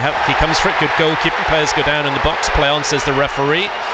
Neil to Barr. Now plays good. I have to be stopped. Town have a player flat on his back inside the area who needs some treatment. Could be Ladapo who's down. The home crowd aren't happy. Ballard gets a yellow card. But the referee has done exactly the right thing, particularly with there being a head injury, and Ladapo's not moved at all since he went down. Exactly, he's not moved. Why the morning? He's absolutely not moved whatsoever. Latke's down as well. Hopefully he's going to be okay. He's not getting any treatment. Both the Ipswich Town club doctor and physio both dealing with Freddie Ladapo, and that's a concern. Dominic Ball's been sent out for a warm-up. I guess he might come on for Massimo Luongo, just shore things up in midfield. They might take Ladapo off and put Thingy up front. What's his name? Harness. We're still looking after Freddie Ladapo. Long old way to go in this game because of this. Halatki, thankfully, I would imagine is going to be okay. I would imagine on Tuesday night we'll see these 9 subs start, and then maybe an Edmondson or an Aluko. Cameron Humphreys didn't feature in the match day at 20 this afternoon, so Town do have players in reserve. I imagine Jack Taylor will make his competitive debut on Wednesday if we don't see him this afternoon. Still Ladapo's down. He seems to have moved his legs, but this is a real concern for him in an area where Town have got a real shortage of players as well. It's very sad if Ladapo is really troubled by this. Halatki is back up on his feet, but like you say, Town should be able to see this one out, shouldn't they, Alex, with a man advantage. 2 goals, what we've seen from Sunderland in this half. Yeah, definitely, but I just think if they score a goal, it does put you on that nervous, even with 10 men. They just got to be professional, keep the ball, put the ball in the right areas. We don't want to be taking any chances at the back. I don't think this looks good for Ladapo, because he's not one of the players that lies down. He's a big, strong lad. It's a real concern, an area where Town have got real shortage. He's not moved much at all. He's still he's moving. It's Danassian. He's sitting up. He's sitting up. He's okay now. The doctor's got his hand on his back. Matt Byers looking at him as well. He's now going to be up on his feet. A bit jaded, but thankfully that looked like it was going to be really nasty for quite a while, holding the back of his head. I think he'll come off. That's why Ball's ready to go. He's been playing, they've kind of alternated at right back in recent times, and there was a question mark before this game whether it would be Ball or Danassian. The latter got the nod, and of course, particularly quite correctly, the way that concussion protocols are now in the game. There'll be no risk taken with them, particularly when you've got such a dependable replacement ready to go. Another change from the Sunderland bench, we can confirm that's Lyndon Gooch, who's played in the last 6 meetings between these two sides. Real stalwart of Sunderland in recent years. He looks to be coming on. 10 against 10 at the moment, while Danassian readies himself to come back on the field. On the left hand side is Sirkin, down the line to Barr. Wes Burns has gone back to fill in at right back to Sirkin. Amari Hutchinson closes down, but Equa's got the ball to the edge of the Ipswich area. Pritchard, little ball into the box, probably too much on it for Neil. Burns is brought down, ball's out of play, goal kick Ipswich. Well done, Wes Burns, got on the right side of him, good defending there, filling in nicely. You can see the hunger in these Ipswich Town players to keep a hold of this clean sheet, get the job done without any worries, any needless nerves at the end of this game, which is going to have a long old way to play, particularly, as I said earlier on, with the new regulations. 7 minutes plus added on time. Don't rule out the added on time being double figures. Sunderland coming forward, trying to break forward into the Ipswich box. Then there's a shot, it's deflected. It was from Clark. It's gone wide for a corner kick to Sunderland. 6.5 minutes of normal time to go. Another Sunderland corner kick. All 3 in the second half have come in terms of game time in the last not even 10 minutes really. I'd expected a little bit better from Ipswich Town, down to 10 men and keeping the ball a little bit better than what they're doing. Corner kick to Sunderland. Still hope in this game for them, and it comes from Pritchard, headed down by Ballard, knocked away by Luongo, not very far, deflected off one of his colleagues out to the right hand side. Roberts has given it back to Pritchard. Pritchard pulls the ball back to Neil. Neil knocks it into the Ipswich area, headed away by Burns. Neil controls it, Up against Morsey, the ball breaks to Hutchinson. The referee says play on. It's 2-on-1. Hutchinson and Morsey up against just Echo at the back. Hutchinson's got the ball on his debut inside the area. Great chance for a first goal for the club. It's blocked. It doesn't quite run to Morsey. It does the run to Patterson, much to Sunderland's relief, and they are still in this game. I thought it took a lot of time to get from the left-hand side into the goal box. Hutchison with the ball. Should have done a lot better, really, shouldn't he? I don't think he believed he had that opportunity. He should have gone on and really put it away, or at least forced a very good save out of Patterson. He just seemed to be stunned that he had that opportunity. But with Sunderland chasing the game in a man lie, it's the sort of thing you've got to come to expect if you're a forward player. Breakaway opportunities. Hutchinson's all over Roberts' far side. Roberts has carried the ball superbly. Infield he comes, gives it to Pritchard. Brilliant play from Roberts. That was really top quality. Pritchard to Neil, to the left-hand side. Sirkin to Barr. Barr up against Burns, gives the ball back to Sirkin on the left corner of the Ipswich area. Takes on Danassian. In comes his cross. Sunderland have scored. They've got one back. It's a different game altogether. 4.5 minutes to go, and it's the local lad Dan Neil who's given Sunderland a lifeline. There's still a lot of football to be played. It's Sunderland 1, Ipswich Town 2. Yeah, that's how we've caused our own problems. We've not been clearing the ball, we're not making the ball do the work for us, and we're just kicking it anywhere. We need to get possession of the football. We thought the game's over. We all thought the game was over, but they still got to see the minutes out. I never thought the game was over. I've been here far too many times. Not for 1 second did I think the game was over. Sunderland with 10 men have got back into this one, and as I keep saying, there's a long old way to go. Equa has gone off to be replaced by Gooch. Town leading 2-1. Obviously a scoreline that are taken before this game. And certainly at 5:15, 20 past 5, 5:30. We've taken this, but when you're 2-0 up against 10 men, they've got to go on and win this game surely. It's going to be fascinating when the board goes up to see how much added on time there is. 41 minutes played in the second half. About 15 minutes, Brenner. Yeah.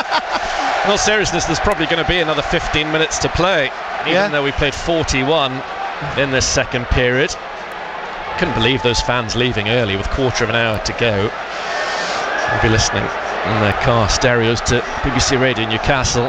Maybe I'm a little worried now they could miss something special on the opening weekend. Hopefully not. Hopefully they made absolutely the right decision.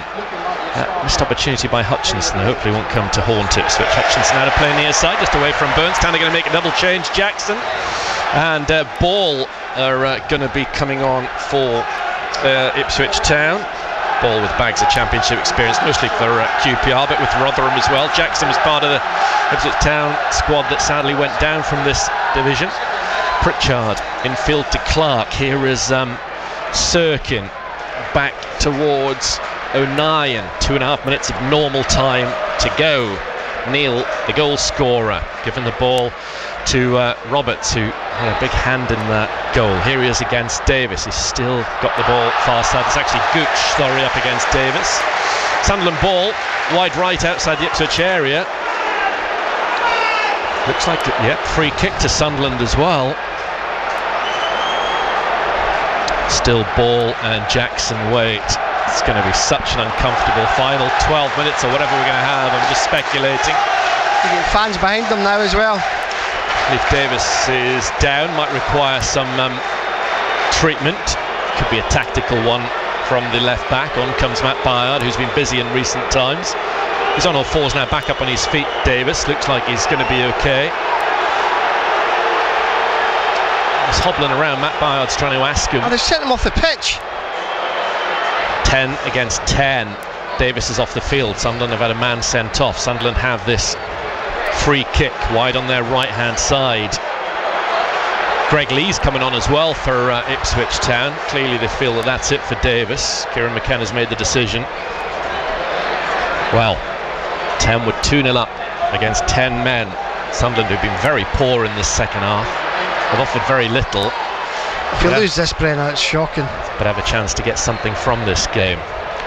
Here is Pritchard with this free kick into the Ipswich Town area, headed wide. It's a bouncing one, probably one that Halatki would have had time to get across and deal with had it been on target. He didn't need to. We can breathe a sigh of relief. It's a goal kick to Ipswich. We're about 30 seconds away from being told how much added on time there is going to be in this game. We never got a comfortable finish to a game, Brenner, do we? No. New season, still plenty drama.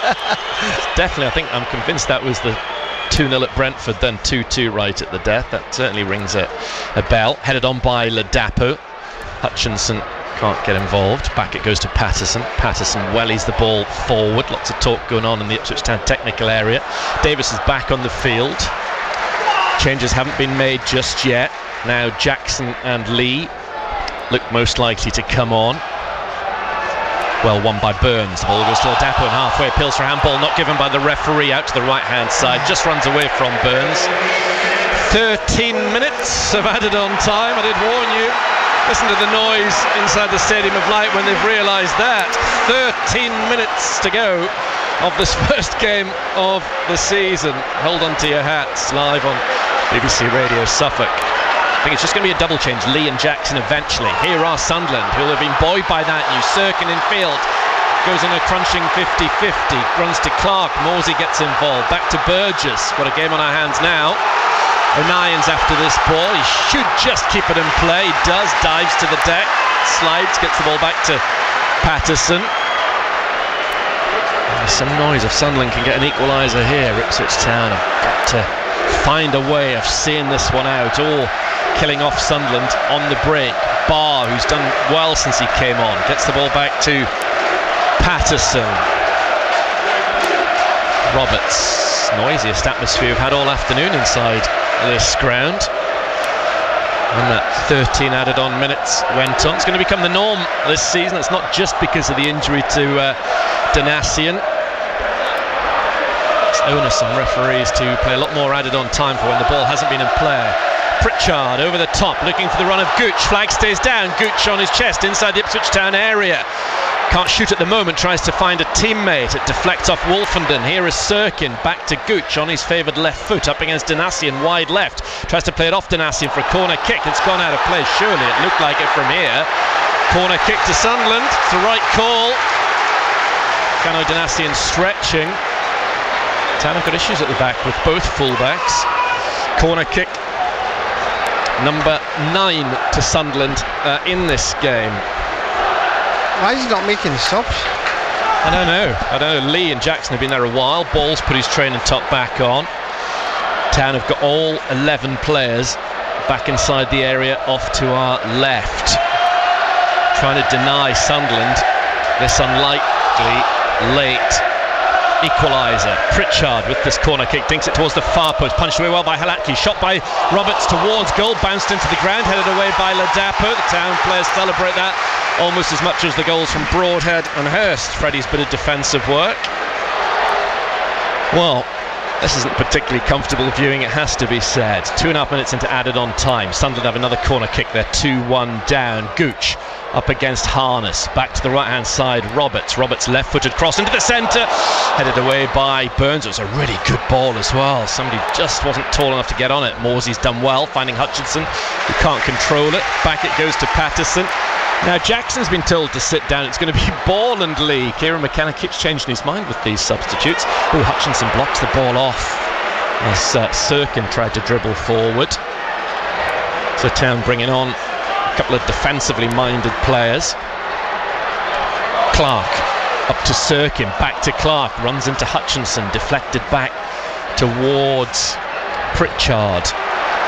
Can't take your eyes off this one for a second. Live on BBC Radio Suffolk. Town leading Sunderland by 2-1. Sunderland really pressing for an equaliser. The 10 men of Sunderland. Roberts gets into the area, but it's just back towards Halatki, who prevents the ball from going out for a corner kick. Well defended by Burgess, getting in the way of that, and Halatki actually did very well to not give it away. Danassian's had lots of trouble stretching. I don't know if it's just Roberts has been absolutely brilliant for Sunderland today, hasn't he? He really has. He's lifted them up. You talk about leaders, he's been the one that's tried to turn it around for them. Player 4 minutes, so there's still another 9 minutes to go in this added on time. Now this win would be even more special if Town can do it. Town would love just one more opportunity to completely take the wind out of Sunderland's sails. Certainly plenty wind in their sails at the moment. Neil to Sirkin, back to Neil, whose goal gave them that lifeline in the 86th minute. Pritchard trying to pull the strings for Sunderland. Out to the right hand side, Roberts again, the danger. Harness doubling up with Davis. Forward towards Gooch, who's seen a fair bit of the ball, but Town outnumbered him and then can bring the ball away. No need to rush into anything. Luongo's held on to the ball. It's out for a throw to Sunderland. Must be the longest I've ever seen players waiting to come on. Still Ball and Lee are waiting. Now finally Lee can come on for Davis. Got a goal against Werder Bremen in that draw, which secured the Innsbruck Cup. Did Greg Lee, his second season as an Ipswich Town player. Never let the club down. Good second choice left back. And both full-back positions have been changed, because that's it for Janoy Danassian's afternoon as well. Hopefully he'll be fit to face Stoke next Saturday. Dominic Ball coming on for Ipswich for the remainder of this game. Because of these changes, you do wonder when this game's going to draw to a conclusion. Tomorrow. Yeah. It's getting towards that, isn't it? It's going to be like one of these night matches at the US Open or something. We've only played 5 minutes if they added on 13. Hopefully this has taken the sting out of Sunderland.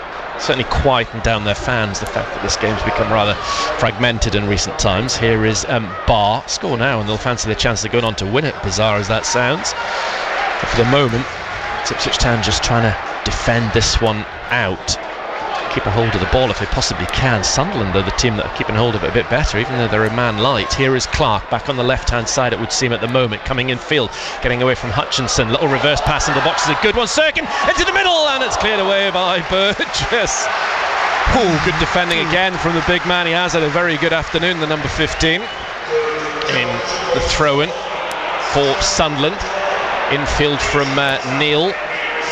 Sunderland down the left-hand side with Barr up against Burns, skipping infield, getting away from Hutchinson. Pritchard turns it back to Neil. Town with everybody behind the ball. Neil to the left-hand side and Barr. Good stuff from Sunderland. Barr, edge of the area, gives it into the D to Clark. No room for him to shoot. So many blue shirts backing in the way.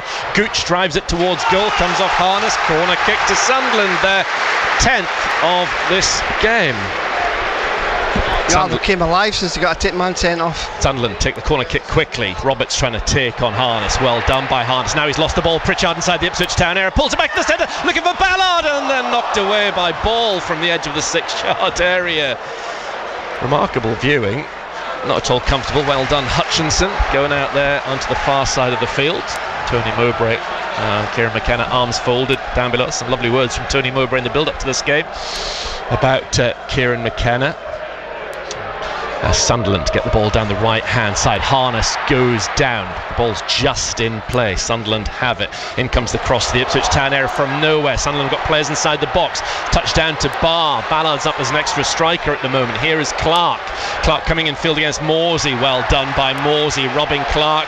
And Morsey brings the ball away. Clark tried to bring him down. Terrific from Morsey. That was magnificent. Through to Ladapo to maybe finish it off. He's got to beat Neil and then the goalkeeper. Now inside the area. Ladapo to make it 3-1. It's over the bar. That was a chance though for Freddie Ladapo to make absolutely certain it was a Town win. Brilliant from the captain though. Wasn't it? Absolute fantastic from Morsey. Town have had those chances through Hutchinson and then Ladapo. Still alive though. 8 minutes of the 13 have been played live on BBC Radio, so I think we've got more than 5 to go because there's been breaks in play since then. Don't say that, Brenner. I think we are. We're going to play at least a quarter of an hour of added on time, I think, here.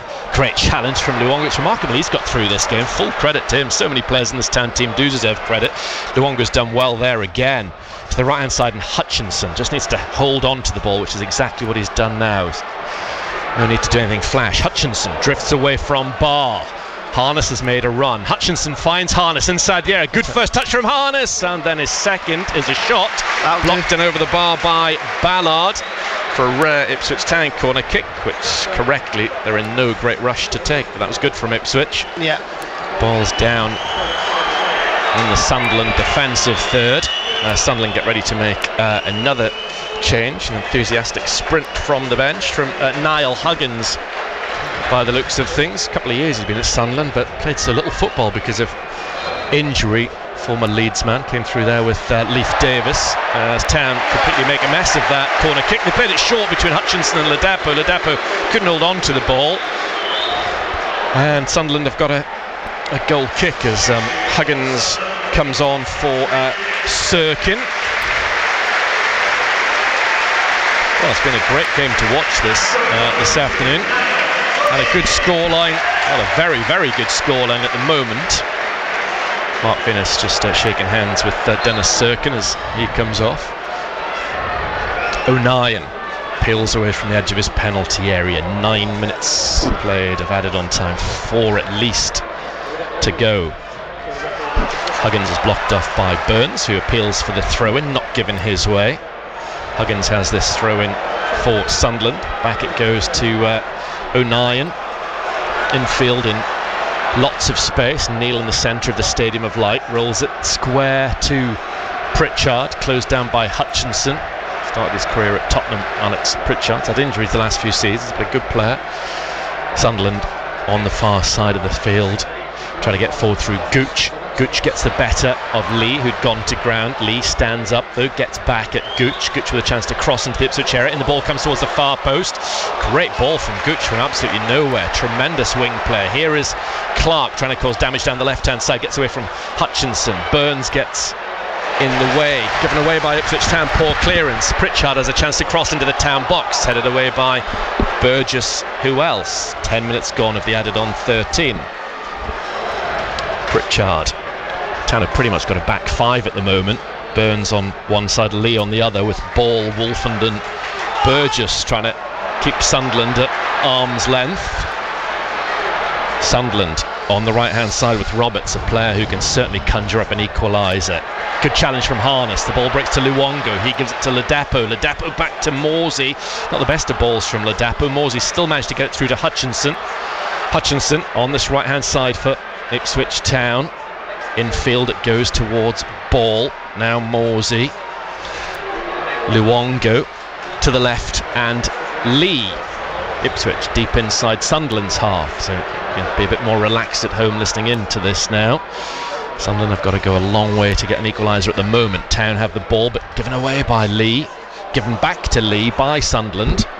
Town have the ball wide left outside the Sunderland area. Now it's out of play for a throw, and we played 57 minutes in this second half.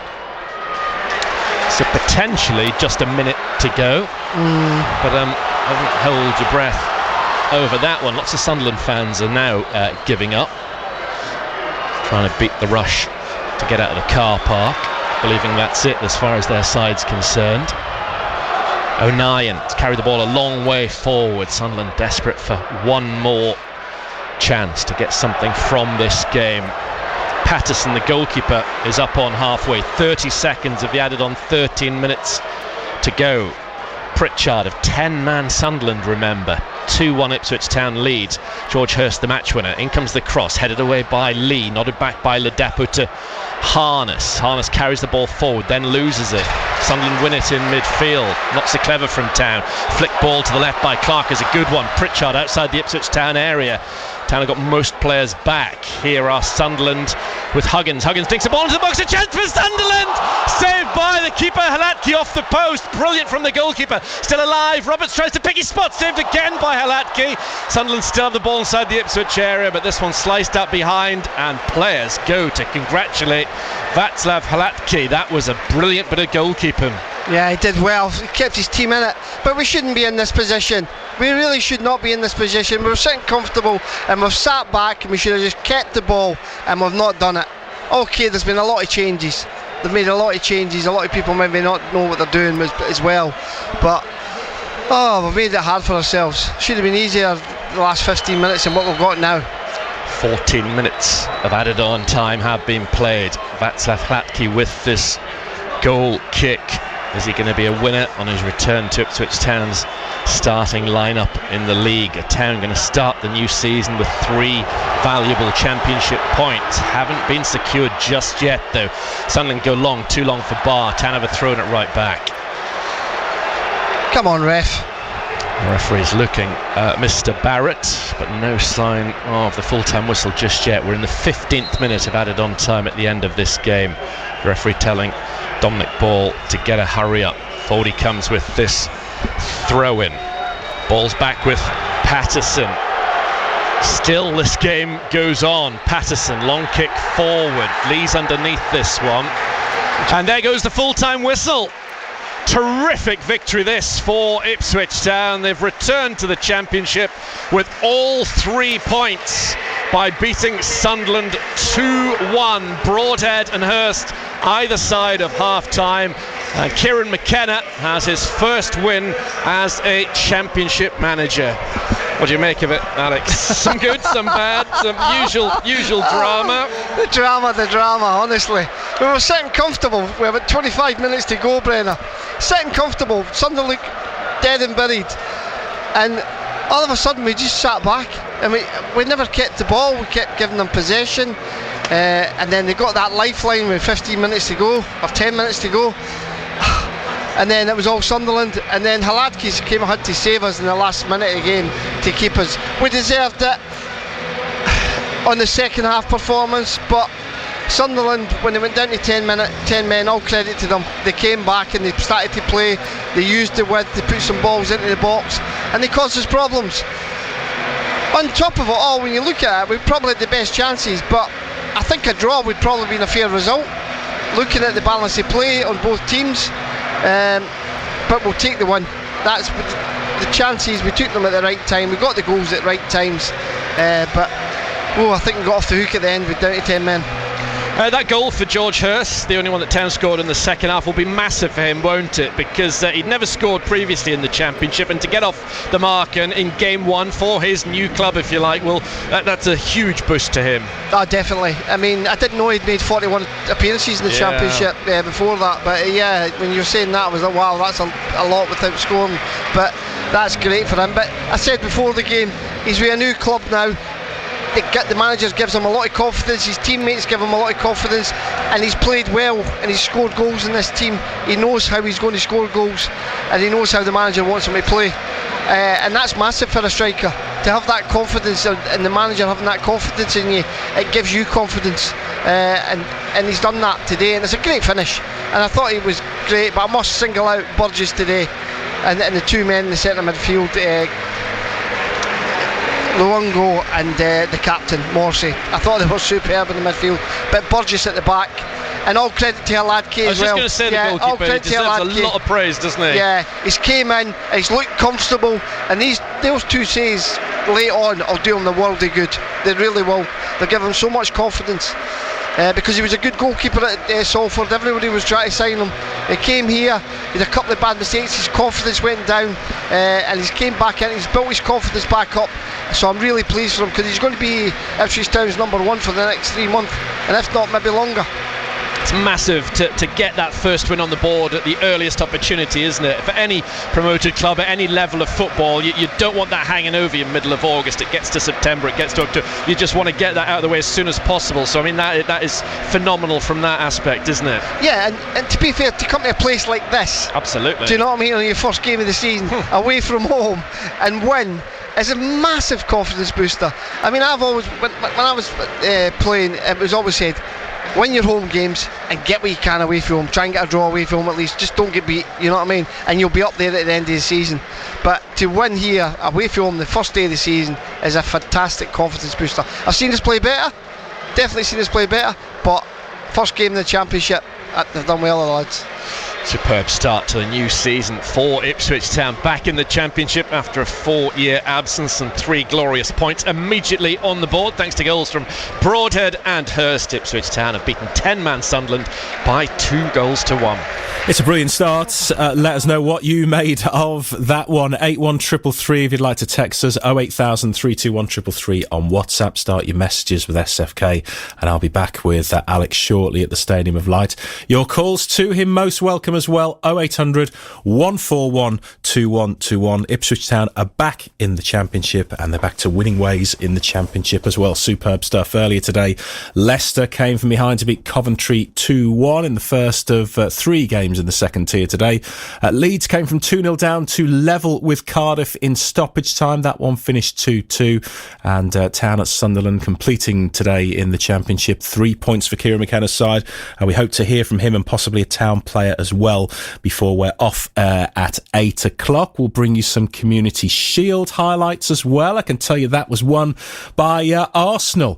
Finished 1-1 after 112 minutes of play. Cole Palmer putting City ahead on 77 with a lovely finish, and then in the 11th minute of stoppage time, Leandro Trossard equalised with a deflected effort. 1-1 as far as the penalty shootout was concerned. Well, Arsenal won it comfortably 4-1 in the end. Misses from De Bruyne and Rodri. The winning penalty for Arsenal scored by Fabio Vieira. 15 minutes of stoppage time at the Stadium of Light, but Ipswich Town with their one-man advantage held on, and it's a winning return to Championship football for Kieran McKenna and the Super Blues. Good win, says Richie in Bury St Edmunds, but we've got to learn the lessons very quickly if we're going to be within a chance of promotion. It should have been much more comfortable after being 2-0 up against 10 men. Very early days, but a great start, says Richie in Bury St Edmunds, who adds that he's got no fingernails left. 81333 if you'd like to text your thoughts on Town's winning start. 08000 321 333 on WhatsApp. The lines are open. If you'd like to speak to me and Alex Matthey on BBC Radio Suffolk, 0800 141 2121, and we can rejoin Alex now at the Stadium of Light. And it was a nice easy start, Alex. Nice comfortable afternoon for you back in the summariser's chair. Yeah, well, I tell you what, the first half it wasn't, but because Sunderland dominated the first half. Ipswich Town had the best chances, we never took them, and then just before half time we got the goal. Great time to get a goal against the runny play. Second half we thought Sunderland would come out and have a go at us, and really we were the team that were on top for that first 15-20 minutes. Got the second goal, and then maybe had a third. Chaplin unlucky to hit the crossbar, and there's a couple of other bits and pieces, and honestly Sunderland got the sending off and Sunderland looked dead and buried. And then we sat back, we made a few changes, we changed the team about, took substitutions and stuff like that, and then we sat back a little bit, and we never got a hold of the ball again. Then it was all Sunderland, and then the fans started to get behind them, so it was a nervous 15 minutes, I must say, at the end. Absolutely. I will pick out a few key players for Town, but we'll start with the goalkeeper, who you kind of rounded off things there with Brenner. But Václav Fati, the headline team news this week obviously was that he was going to start. Christian Walton out for possibly months with this foot injury. People have rightly concerned. Walton's one of the best goalkeepers at League One level, certainly, and possibly in the Championship as well. Glad he's come in. He's taken his chance. He's kept Town in it at the end. Yeah, he has, and he was highly rated when he was at Salford. We were talking about this before the game, and a lot of people wanted to pay big money for him. We got him, and he came, and he never really imposed himself on Ipswich. Maybe the step too fast for him, but he's stuck it out, and he's been here for a couple of seasons, and he's did well today. He did well. Looks comfortable with the ball at his feet, and he made a couple of good saves today that kept us in the game. So that'll do his confidence the world of good. In terms of the goals, perhaps a little bit of fortune for Nathan Broadhead's opener, but it came at a time when Town were, getting themselves on top in the game, which, as you say, Sunderland started the brighter in. But there can be no kind of doubts about how good the second one was. Super ball from Nathan Broadhead, which told George Hurst how to finish it, and finish it he did. Yeah, and the build-up play before it as well, and the referee did us a favour because he could have blown for a foul, but he let us play on, and it was a great ball from Broadhead and good touch out his feet, and the goalkeeper wasn't stopping that. Great finish from Hurst. He deserved that. Absolutely. We talked about the stats with him beforehand. You touched on them there with Brenner. We kind of thought this championship goal, this first championship goal for George Hurst, would be imminent. He's got it now. He's completed this permanent deal for Town. He's settled. He's probably playing the best football of his career under Kieran McKenna. And goals for strikers, that's their currency. It's yourself. It does you a world of good, doesn't it? To get it so early on in the season as well. Hopefully that's just the start for him. Yeah, definitely. And as I was saying when I was talking to Brenner, I think having the managers backing behind him as well, you know what I mean, saying that he's his number one striker, and that confidence, that gives you confidence as a player. They're building the team around him up front. Everything's ran around him, how he gets the ball. But I tell you what, his work rate for a centre forward is absolutely fantastic. He works so hard on nothing, on little scraps, and then when he does get a chance, he's still got the energy to put the ball away. So yeah, I've all credit to him. He had a good game today again. He's really going from strength to strength. It's brilliant to get the opening day win as well. Town's football has worked on the opening day of the championship season. You can't ask for more. Okay, it was shaky when Sunderland went down to 10 men, and like you say, Town kind of sat back a little bit and invited the pressure, but they've ultimately got themselves over the line. Yeah, I thought the spine of the team was brilliant today. I thought the goalkeeper Burgess at the back was superb. He really was. Man mountain at the back today. He won every header. Anything that needed sweeping up, he was covering across for Wolfie, and he was covering across for Davis on a number of occasions. So he was superb at centre back, and the two boys in the centre as well, Luongo and Morsey, solid in the midfield, and then you had Hurst up front. So the spine of the team today, and if you can build that spine and keep that spine playing the way they did, then everything will come good at the end, and that's what happened today. Really strong down the middle today. There's a moment towards the end there, you mentioned Sam Morsey, where he was so close to putting, was it Ladapo in for 3-1? Yeah, he did put him in, and he must have shrugged off about 4 or 5 challenges to put that ball through, and Freddie should maybe have done a little bit better than what he did. But at the end of the day, to come here on the opening day of the season, 43,000 fans here, 40,000 Sunderland fans and 3,000 Ipswich, to win here was a massive confidence booster. They know what they can. Listen, we can play better, we can play much better, but there was glimpses there, and it's the first game in the championship for a lot of these players, so yeah, they know what to expect now. So good. And happy with the squad, Alex? You'd expect Town to bring in possibly a couple more before the deadline passes. Any areas of concern for you? I still think we need another striker. We've only got Freddie and we've only got Hurst, so I still think we need another striker. I think we might need another goalkeeper, because if Halatki goes, gets injured, but every chance could happen. We need another goalkeeper as well, and possibly another midfielder. I would like to see another winger, right-sided winger. That would be my 3 at least. Yeah, I'd be interested. Centre halves, I think we're comfortable. Yeah, you do. They're all right in that area. I mean, if there's, I don't know. I think we're all right. Yeah.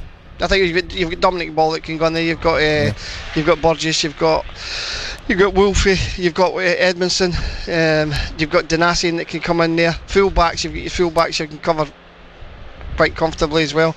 Maybe another fullback. But yeah, he'll know. But the squad's strong enough just now. But if we stay clear of injury, but I definitely still think we need another striker. I was going to say, that's the thing. If it won't stop now, I'm confident Town will bring in a couple more. But were it to, you look at that squad, and as me and Breda were saying ahead of kick-off, it's far different, isn't it, to 2018-19, Town's last season back at this level, when going into that season there was a lot of concern. This team, the way it was playing football towards the end of last season, on what we know these players can bring, it ought to be a more comfortable ride in the Championship this time out, and this start perhaps proves that. Oh yeah, I mean, listen, we ain't talking relegation or anything like that with this team, you know what I mean, but we no way. But what we have got in this championship this season, and we've got to take note of this, every game is a cup final. It really is. Every game you're going to play in this game, there's no easy games in this division. When you look at the teams that are in it, really is a top class league. and it's going to be a tough one to get out of with the teams that are in it. But as I say, they'll grow. This team, they're getting better and better, and they'll get better by every game. They'll learn to adapt to playing against better players. So yeah, it's going to be an exciting season, but as I can't see there's been anywhere near relegation zone. No chance of that. How did you feel turning up at the Stadium of Light today, given some of the stadiums you've been to for the last couple of seasons? I didn't feel claustrophobic. We've got a full row to ourselves today, me and Brenna. We could have brought a double bed and could have done it to ourselves. It was perfect to watch the game up there. The only thing is you get higher and higher up when you come to these stadiums. So, but it's great. It's great, and I'm looking forward to going to some of the stadiums we're going to go this season, because it's nice. It's nice to come out. It's a nice day out. Not that I didn't enjoy Accrington Stanley. Yeah, I loved Accrington Stanley. I missed that place. We loved it last season because you knew it was going to be the last one for a while. Fingers crossed. So, yeah. No, but yeah, it's great to be back in the Championship. It really is. Fingers crossed we go from strength to strength, and we're getting that Premiership one day again. Good stuff. Great to have you back with us, Alex. Thank you very much. No worries, Graham. Alex Matthew on BBC Radio Suffolk. Oscar and Andy say big credit to the boys today. We need to see the game out better. We're on top of Norwich. Indeed they are, on alphabetical order if you look at the table. Both teams winning 2-1 this weekend. Thank you, Andy and Oscar. Bob in Newmarket says great performance, hard for win. So proud of the boys. Andy and Edwardstone, great start for the new season. Cameron Burgess, outstanding indeed. Alex bigged him up during commentary.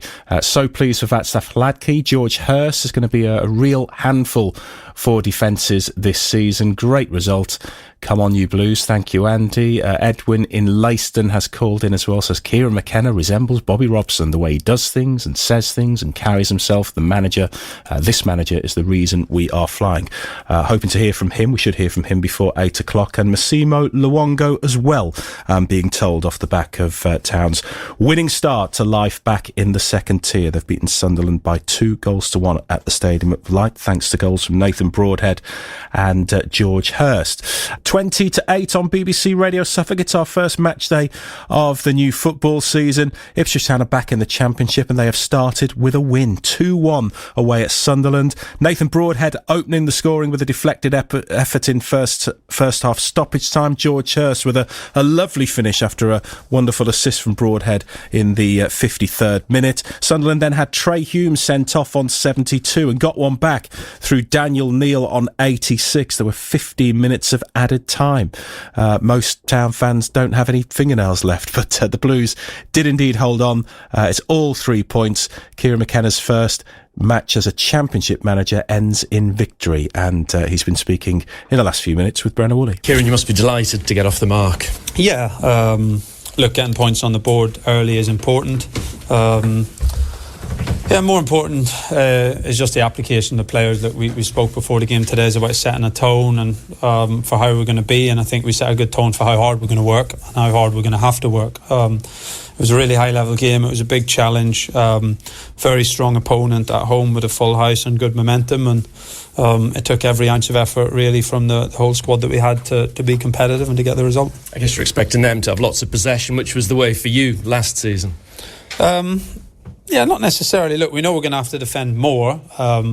We want to press, more aggressively than we managed to do in the first half. I think the level of the game and the opponent was certainly a step up, and I think the players felt that in the first 20 minutes, and we weren't able to break their press as well as we wanted, and we weren't able to find the extra step in our legs to be able to get enough pressure on the ball and regain the ball high enough up, and we needed to change it to be a bit more aggressive tactically as well as the first half went on. And we know we're going to have to defend at times, but we also know that we can show bits of what we did today, which I thought we stayed brave with our build-up. We were patient and really tried to do the right things to find a spare man to break the pressure and get through the pitch, and it was difficult at the start, but we stuck at it, and I thought as the half went on and then started the second half, I thought we started to find a spare man and break lines much better, and that gave us a really good foothold in the game, and I think there's so much that we'll take from it and learn from it. And able to see the game out at the end when you're under some pressure. Yeah, it was difficult. Look, it was always going to be. I think the 3-0 was going to be key. I think 2-0 we felt at times last year when you come to these stadiums, 2-0 with 30 minutes or so to go is never really safe, because you know if you get one goal against you, then you know you're going to be under an awful amount of pressure. So the third goal is going to be massive. Of course, we were unlucky with Connor when he hits the crossbar. I thought, for me, there was a penalty in there that looked pretty blatant. That would have been very likely 3-0 and probably game over. And we had some other counter-attacks that we could have done better on, and I think that's key. Whenever they're pushing as many bodies as they were, and they've got the crowd and the momentum behind them, we were digging in really well, but then we need to kill the game and go and get the third goal. And when we didn't manage to do that, it was going to be a case at the end of bodies in the line, and you know, rely on a bit of luck and some good saves and some good defending to get us over the line. You've also been chuffed for George, his first championship goal. Yeah, delighted for him. We've got a lot of faith in him. And we think there's still a lot more to come. He's hit the ground running, to be fair, since he come back this summer, and he's scored in the pre-season games, and today was a good game for him because it was tough. We didn't get as good a service, you know, up and around him as we wanted at times, so we had to battle away against the centre halves, and you know, sometimes that's the job. You just have to battle and work hard for the team off the ball, try and secure the ball, and then be ready for when your big moments come. And I think he had one in the first half that came across, and he didn't quite get the right connection, but in the second half when his big moment come, he was there, and you know, great bit of movement and great finish. So yeah, delighted for him. That's you know, I know he's going into the season wanting to show people that he can play at this level, and that's a good start for him. And talking of big moments, good save from Vass at the end. Yeah, really pleased for him. Of course, when you lose your first choice goalkeeper and a really good, you know, goalkeeper like Christian, then there's going to be a lot of talk and a lot of noise around. And look, we've got, you know, faith in Vaz, and he's been terrific for us on and off the pitch, and he understands exactly how we want the team to play, and he's a big part of, you know, our build up, and he delivered in terms of making some good saves, and also did well on some crosses as well. He came and punched some crosses at the back post, which is going to be important, and he can be happy with himself, certainly. Any promoted team wants to get that first win as soon as possible, so you must be delighted with that aspect. Yeah, for sure. Look, it's going to be a tough division. We know that. We know it's a big step up, and we're going into it really humble of how hard it's going to be every week. So getting the first points on the board is difficult. But again, I think we all felt today how difficult it's going to be every week, and how hard we're going to have to fight for points, and how much we're going to have to work to improve every aspect of our game to keep delivering good performances. A few bumps and bruises. You have two fullbacks, okay? Yeah, just cramp. Both cramp. Look, it was a tough game for us, for both teams, I'm sure. But yeah, we haven't had many 90 minutes. It was, you know, a high level opponent, and lots of ball and play time, and a long game. So there was some cramp there at the end, and players had to go a little bit longer than what we would have wanted them to do. But I think we've come through it okay. One match as a Championship manager, one victory. It's a winning start for Kieran McKenna and Ipswich Town this season in the second tier. They've won 2-1 at Sunderland in our first full match commentary of the season here on BBC Radio Suffolk. Goals today from Nathan Broadhead and George Hurst. Still hoping to hear from Massimo Luongo before we're off air at 8 o'clock. Towns win one of three fixtures in the second tier today. There's also a 2-1 win for Leicester at home to Coventry. The Foxes having trailed 1-0 in that one at the King Power Stadium, and Leeds came from 2-0 down to draw 2-2 with Cardiff City. Just gone 10-8. We've heard from Kieran McKenna off the back of Ipswich Town's 2-1 win away at Sunderland, and we should, fingers crossed, hear from Massimo Luongo before we're off air at 8 o'clock. This is Graham Mack, been joined in the studio by Connor Bennett ahead of a programme that's making its debut on BBC Radio Suffolk tomorrow evening, which you might want to tune in for, because I think it's going to be a positive feel to it. I know. Can you imagine having to launch a programme? Imagine if we'd lost off the back of a 4-0 defeat. Can you imagine? I'm so glad we've won. What a good result that was. You've got there, I'm thinking back now, because like Town's last season in the Championship was absolutely horrendous. It was. You've got Town's best away day in the second tier for more than half a decade to talk about tomorrow. So I'm thinking, brilliant. And I literally cannot wait. So the Tractor Social, anyone listening may know that it's the same name as our podcast, which we are carrying on, going. You'll be pleased to hear. So we have the Tractor Social podcast, and we also have the Tractor Social program. So that's tomorrow At 6 o'clock, we'll be having lots of post-match reaction. We are going to be... The programme will be half Ipswich Town, half Ipswich Town women. So we're going to be reflecting on the results and looking ahead to the next game. So tomorrow we'll be hearing a little bit, maybe... at length from Massimo Luongo. We're going to have some fan reaction as well, which is good. I've got a good little fan lined up tomorrow. You'll be interested to know. He's one of our BBC introducing artists as well. He's a massive Ipswich Town fan. You may know him. We'll find out more tomorrow. Are his initials AI? Could be. Artificial intelligence. Can't wait to hear it. The one bit...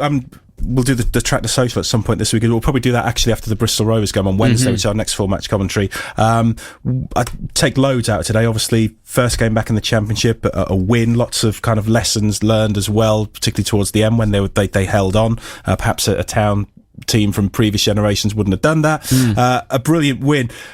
George Hurst's goal, though. That's an unreal goal, that, isn't it? You know what I love about this is that we have picked up exactly where we left off. George banging him in. Broadhead Broadhead's pass telling people telling you what to do with it. All he had to do was just lace it at that point, because the pass was perfect from Broadhead. Leif Davis getting an assist, probably not the most intentional assist he'll ever have in his life, but yeah, it's an assist nonetheless. I'm excited, I'm happy, I'm relieved more than anything. It was tense those last few minutes, but we're there, and also there was a lot of beating the weight of narrative. We've done that again. You know, Christian Walton, obviously not in the 11 at the moment, which is sad. And but Vass doing a great job. Yeah, capable, man of the match contender. There you go. Here's another one. Connor mentions you'll hear more from Massimo Luongo tomorrow, an extended interview. But here's a bit of what he had to say with Brenner post match. Massimo, what do you make of that one this afternoon? It was tough. It was really tough. I think first game, obviously the result, brilliant. You take that. Coming here is so hard. I haven't had much joy in my career here, but it's always a tough game. The crowd's massive and all that. But I think starting the game was probably a little bit of a shock to us, because we want to be front-footed, we wanted to press, we wanted to play quick, we want to be aggressive and suffocate teams. But we just couldn't find a way. We couldn't get a foothold in the game. And we had probably smaller moments like that in League One, but for a good majority of the game, probably not. And I think our counter-attacks could be a little bit better and stuff like that. But if you're taking positives from the game, we stuck together, we dug deep, and I've been in teams where it's tough to see out those games, and although they scored, I did feel quite comfortable. Boys at the back said, I felt comfortable and thought we could see out the game. 13 minutes at the end didn't help, but you're gonna have to get used to that. I think we have to get used to that one. But yeah, brilliant, amazing. I think we're so used to playing such nice football and putting on a show, so this is a little bit different for us. So we've got to get used to that. But nonetheless, it's a win. So does that make it extra satisfying?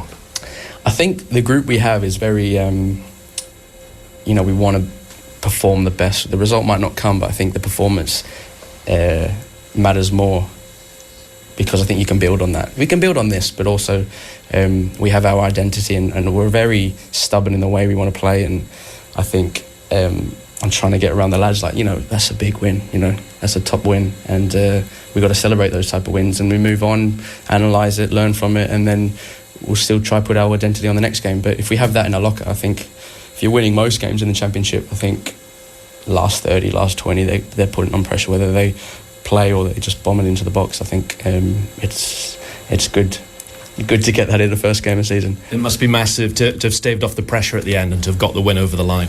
Yeah, they're a good team. They're such a good team, good individual players. It took two of us at times to probably deal with one player that on the ball, and he shifted to someone. We need two players on that player, so it was a good group effort. But yeah, I think, I don't know whether they'd be happy with their performance or not, but I've come off thinking, well, they're a good team, and we've learned a new way of winning, and I think if we've got that in the locker now and we can push on. Massive to get that first win as soon as possible. You know what it's like as a newly promoted side. You don't want to be still looking for it in the middle of August. Then you get to the international break. It's done and dusted now. Yeah, of course. I think our fixtures look quite tough. Oh yeah, every game's quite tough. But kicking off with a win, beautiful.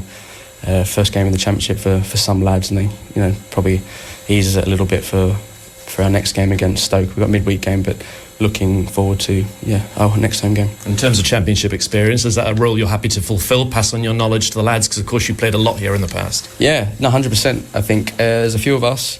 There's not many, but there's a few of us. And I think, as I said, the first half, it was a shock to the system. And you've got to realise that these are a good team. They were in the playoffs last year. But if you watch a lot of championship football, a lot of the games are like that. You go 1-0 up and suddenly they've got 4 or 5 men behind you in the box. So you've got to deal with it. And then how good are you on the ball and how good are you on the counter-attack? And alternatively, you can really hurt teams. And I think today we didn't do that as well.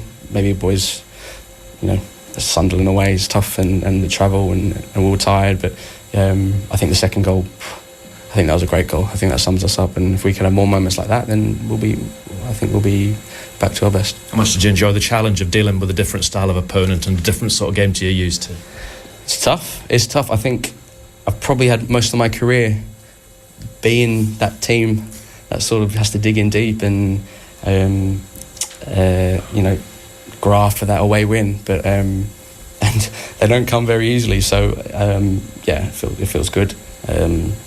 And it's a challenge, and I think when the boys see me and Sammy in the midfield doing it, and Chappers, Broady working their nuts off and making tackles, then I think everyone just gets behind it, Massimo Luongo with Brenna Woolley on BBC Radio Suffolk, and his remarkable record of having not lost a game since returning to the club in January continues. A 2-1 win for Kieran McKenna's side on their first match back in the Championship this afternoon at Sunderland, thanks to goals from Nathan Broadhead and George Hurst. Well worth checking out if you can catch those at some point. That's it for our first match day of the season. More from Massimo Luongo in Tractor Social tomorrow evening with Connor from 6.